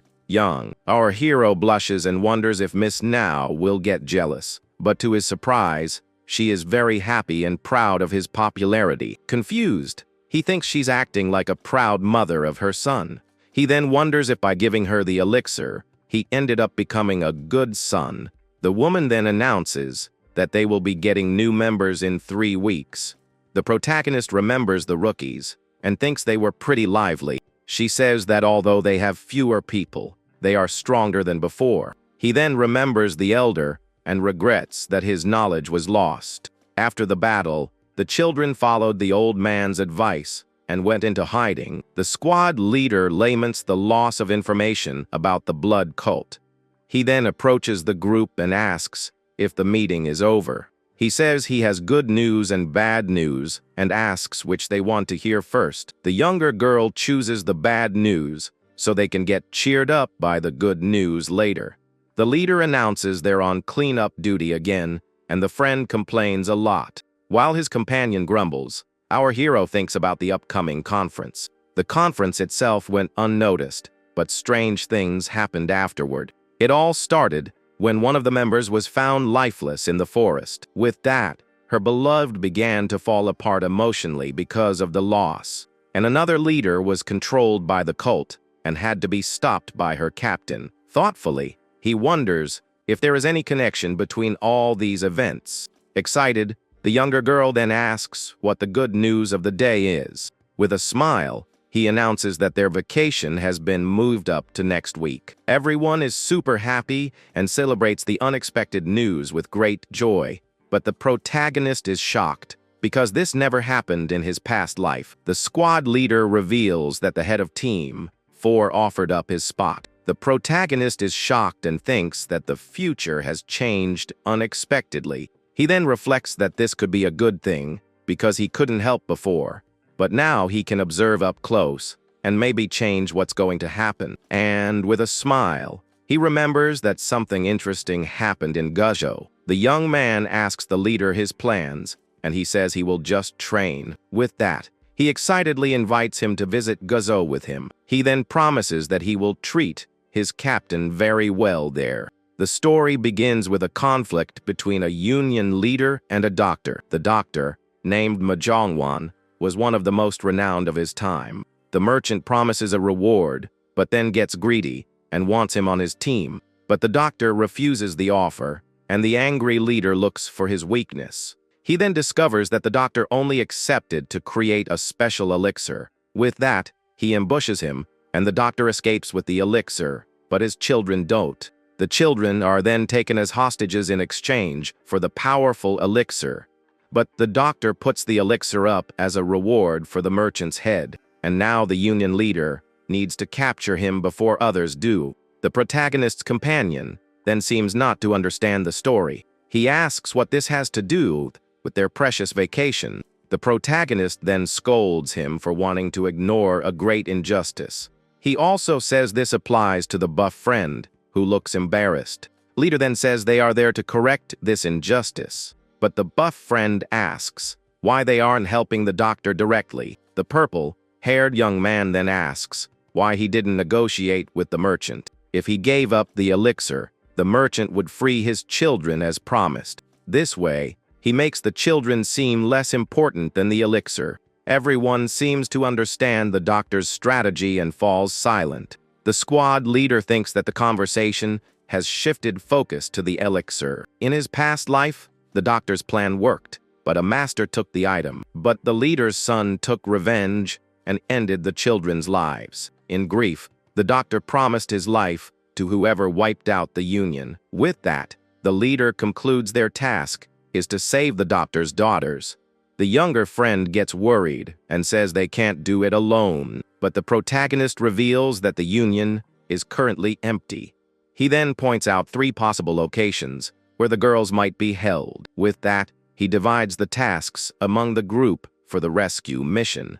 The buff friend then asks what he should do on the mission. The purple-haired young man says he will do the most important thing of all. The friend gets excited to hear that he's the most important one on the mission. Meanwhile, 2 guards are yawning sleepily at the union gate. One of the guards complains that it's a drag to be there because of that rat. Just then, he spots a mysterious silhouette approaching the gate. He then stops him and demands to know his identity and what he's doing there. The buff guy introduces himself as Bai Zhongguan and asks to see the union leader. The guards are confused and call him crazy for wanting to see the boss at this hour, but he insists, saying he traveled a long way to get there. Out of patience, they tell him to come back in the morning to try his luck. Our hero then tells him not to talk too much and just shout really loud. The buff friend then follows the advice and shouts for them to let him in. Annoyed, the guards draw their swords and threaten him to leave. He then laughs at their threat and mocks the 2 men's attitude. With that, the guards prepare to teach him a lesson with force. One of them attacks him, but his sword can't pierce the buff guy's body. The guard is shocked and wonders why his body is so tough. The buff friend then confirms that they really dared to attack him. With a swift movement, he grabs the guard by the collar with great force, and just like that, he throws the 2 men far away with incredible strength. The other guards inside are shocked by the commotion. Then more guards arrive, and he defends himself, saying he was attacked first. A supervisor then appears and asks what's happening there at the gate. One of the guards complains that it's a drag to be there because of that rat. Just then, he spots a mysterious silhouette approaching the gate. The guard then stops him and demands to know his identity and what he's doing there. The buff guy introduces himself as Bai Zhongguan and asks to see the union leader. The guards are confused and call him crazy for wanting to see the boss at this hour, but he insists, saying he traveled a long way to get there. Out of patience, they tell him to come back in the morning to try his luck. Our hero then tells him not to talk too much and just shout really loud. The buff friend then follows the advice and shouts for them to let him in. Annoyed, The guards draw their swords and threaten him to leave. He then laughs at their threat and mocks the two men's attitude. With that, the guards prepare to teach him a lesson with force. One of them attacks him, but his sword can't pierce the buff guy's body. The guard is shocked and wonders why his body is so tough. The buff friend then confirms that they really dared to attack him. With a swift movement, he grabs the guard by the collar with great force, and just like that, he throws the two men far away with incredible strength. The other guards inside are shocked by the commotion. Then more guards arrive, and he defends himself, saying he was attacked first. A supervisor then appears and asks what's happening there at the gate. The young man accuses him of being a thief and breaking into the masked leader's room. Our hero then scoffs at the accusation and reveals the man's affair with the concubine. Terrified, the young man asks if he was sent by his father to watch them. With that, the protagonist discovers that the man is the son of the union leader. He then confronts him and asks if Komusang is aware of his sins. The woman tells him to get rid of the intruder, so there's no evidence of what they did. Desperate, she screams for him to take down the masked man before someone hears them. With that, the leader's son charges with his sword to attack our hero. The protagonist finds the attack foolish and says, "There's no way an emotional strike can hit him." Suddenly, the man starts spitting up a dark liquid and stops his attack. Lying on the ground, he's in agony as the protagonist says, "It's better to end this quickly." The woman is terrified when she realizes the masked man has taken down the leader's son. She then understands he wasn't sent by the union boss to spy on them. She then approaches and places a hand on our hero's chest to get his attention. The woman asks him to take her away because she's being held there against her will. With a bold proposal, she offers to become his woman and return the favor. The protagonist stares at her for a moment and seems to consider her proposal, but suddenly, the woman appears tied up on the bed, completely shocked by the situation. He says he won't get rid of her, but warns her not to scream and attract the guards. And with that, he advises her to beg for her life when the leader arrives. The protagonist thinks the woman is a snake and that his leader would have trouble with her. He then finds what looks like a secret passage in the wall of the room. With a quick move, he opens the passage and enters the hidden room. Inside, he wonders if the place is empty and if his search was in vain. He then takes off his mask and breathes a sigh of relief after the tense moment. But the young man says at least he won't leave empty-handed. Meanwhile, in the prison, the leader frees two prisoners who thank him. One of them introduces himself and says he will be forever in his hero's debt. The masked man tells them to repay the dead outside and escape safely. Alone, he thinks he has searched everywhere, but hasn't found the children. With that, he concludes they must be with his other companions. Suddenly, a whip flies past him at high speed. His eyes widen as he senses the presence of a powerful opponent. He then turns around and sees the prisoners being stopped by a woman. She says she can't let them escape while she's on guard duty. One of the prisoners is terrified and seems to recognize the mysterious woman. She is introduced as Ya Wanyang. The blood whip says she. This woman is a flame phoenix hired by the Union 6 months ago. The Union leader was more interested in her than in her skills. To avoid problems, she always demanded payment in advance and then left. But she was disgusted by what the leader did to the doctor and his family. His act of betrayal and taking hostages made her want to leave that place. With that, she refused to track the doctor and decided to stay and observe. Her mind was already made up to leave as soon as the union boss returned. But she says her current duty is a separate matter, and a job is a job. She then threatens them to return to their cells, and she'll pretend she saw nothing. Just then, the woman attacks the squad leader with her whip without hesitation. She says if he plans to resist, she'll have no choice but to fight. Her title is due to her beauty and the countless men her whip has defeated. The leader then tells the prisoners to run while he buys them time. The woman glares at him and says that by letting them go, he must be behind everything. The masked man thinks he heard about a master guarding the place, but didn't expect a woman. The fight then begins, with the woman unleashing multiple attacks with her whip. The squad leader dodges the blows with agility and great difficulty. She then focuses her attack on a single point with devastating force. One of the prisoners who couldn't escape is hit squarely by the blow. With his cloak, the leader manages to defend himself from the woman's brutal attack. He feels his arm go numb and thinks he can't keep blocking like this. The woman praises him, and he wonders if he really needs to face her. He then thinks that one day he would have no choice and would have to fight a woman. At that moment, the squad leader remembers his mother and the cost of failure. Back in the fight, a woman taunts him for risking his life for others. With his eyes closed, the captain focuses for the battle to come. He then charges forward and delivers a powerful blow to the ground to create a distraction. The enemy scoffs at him for fighting, with his eyes closed, and finds it ridiculous.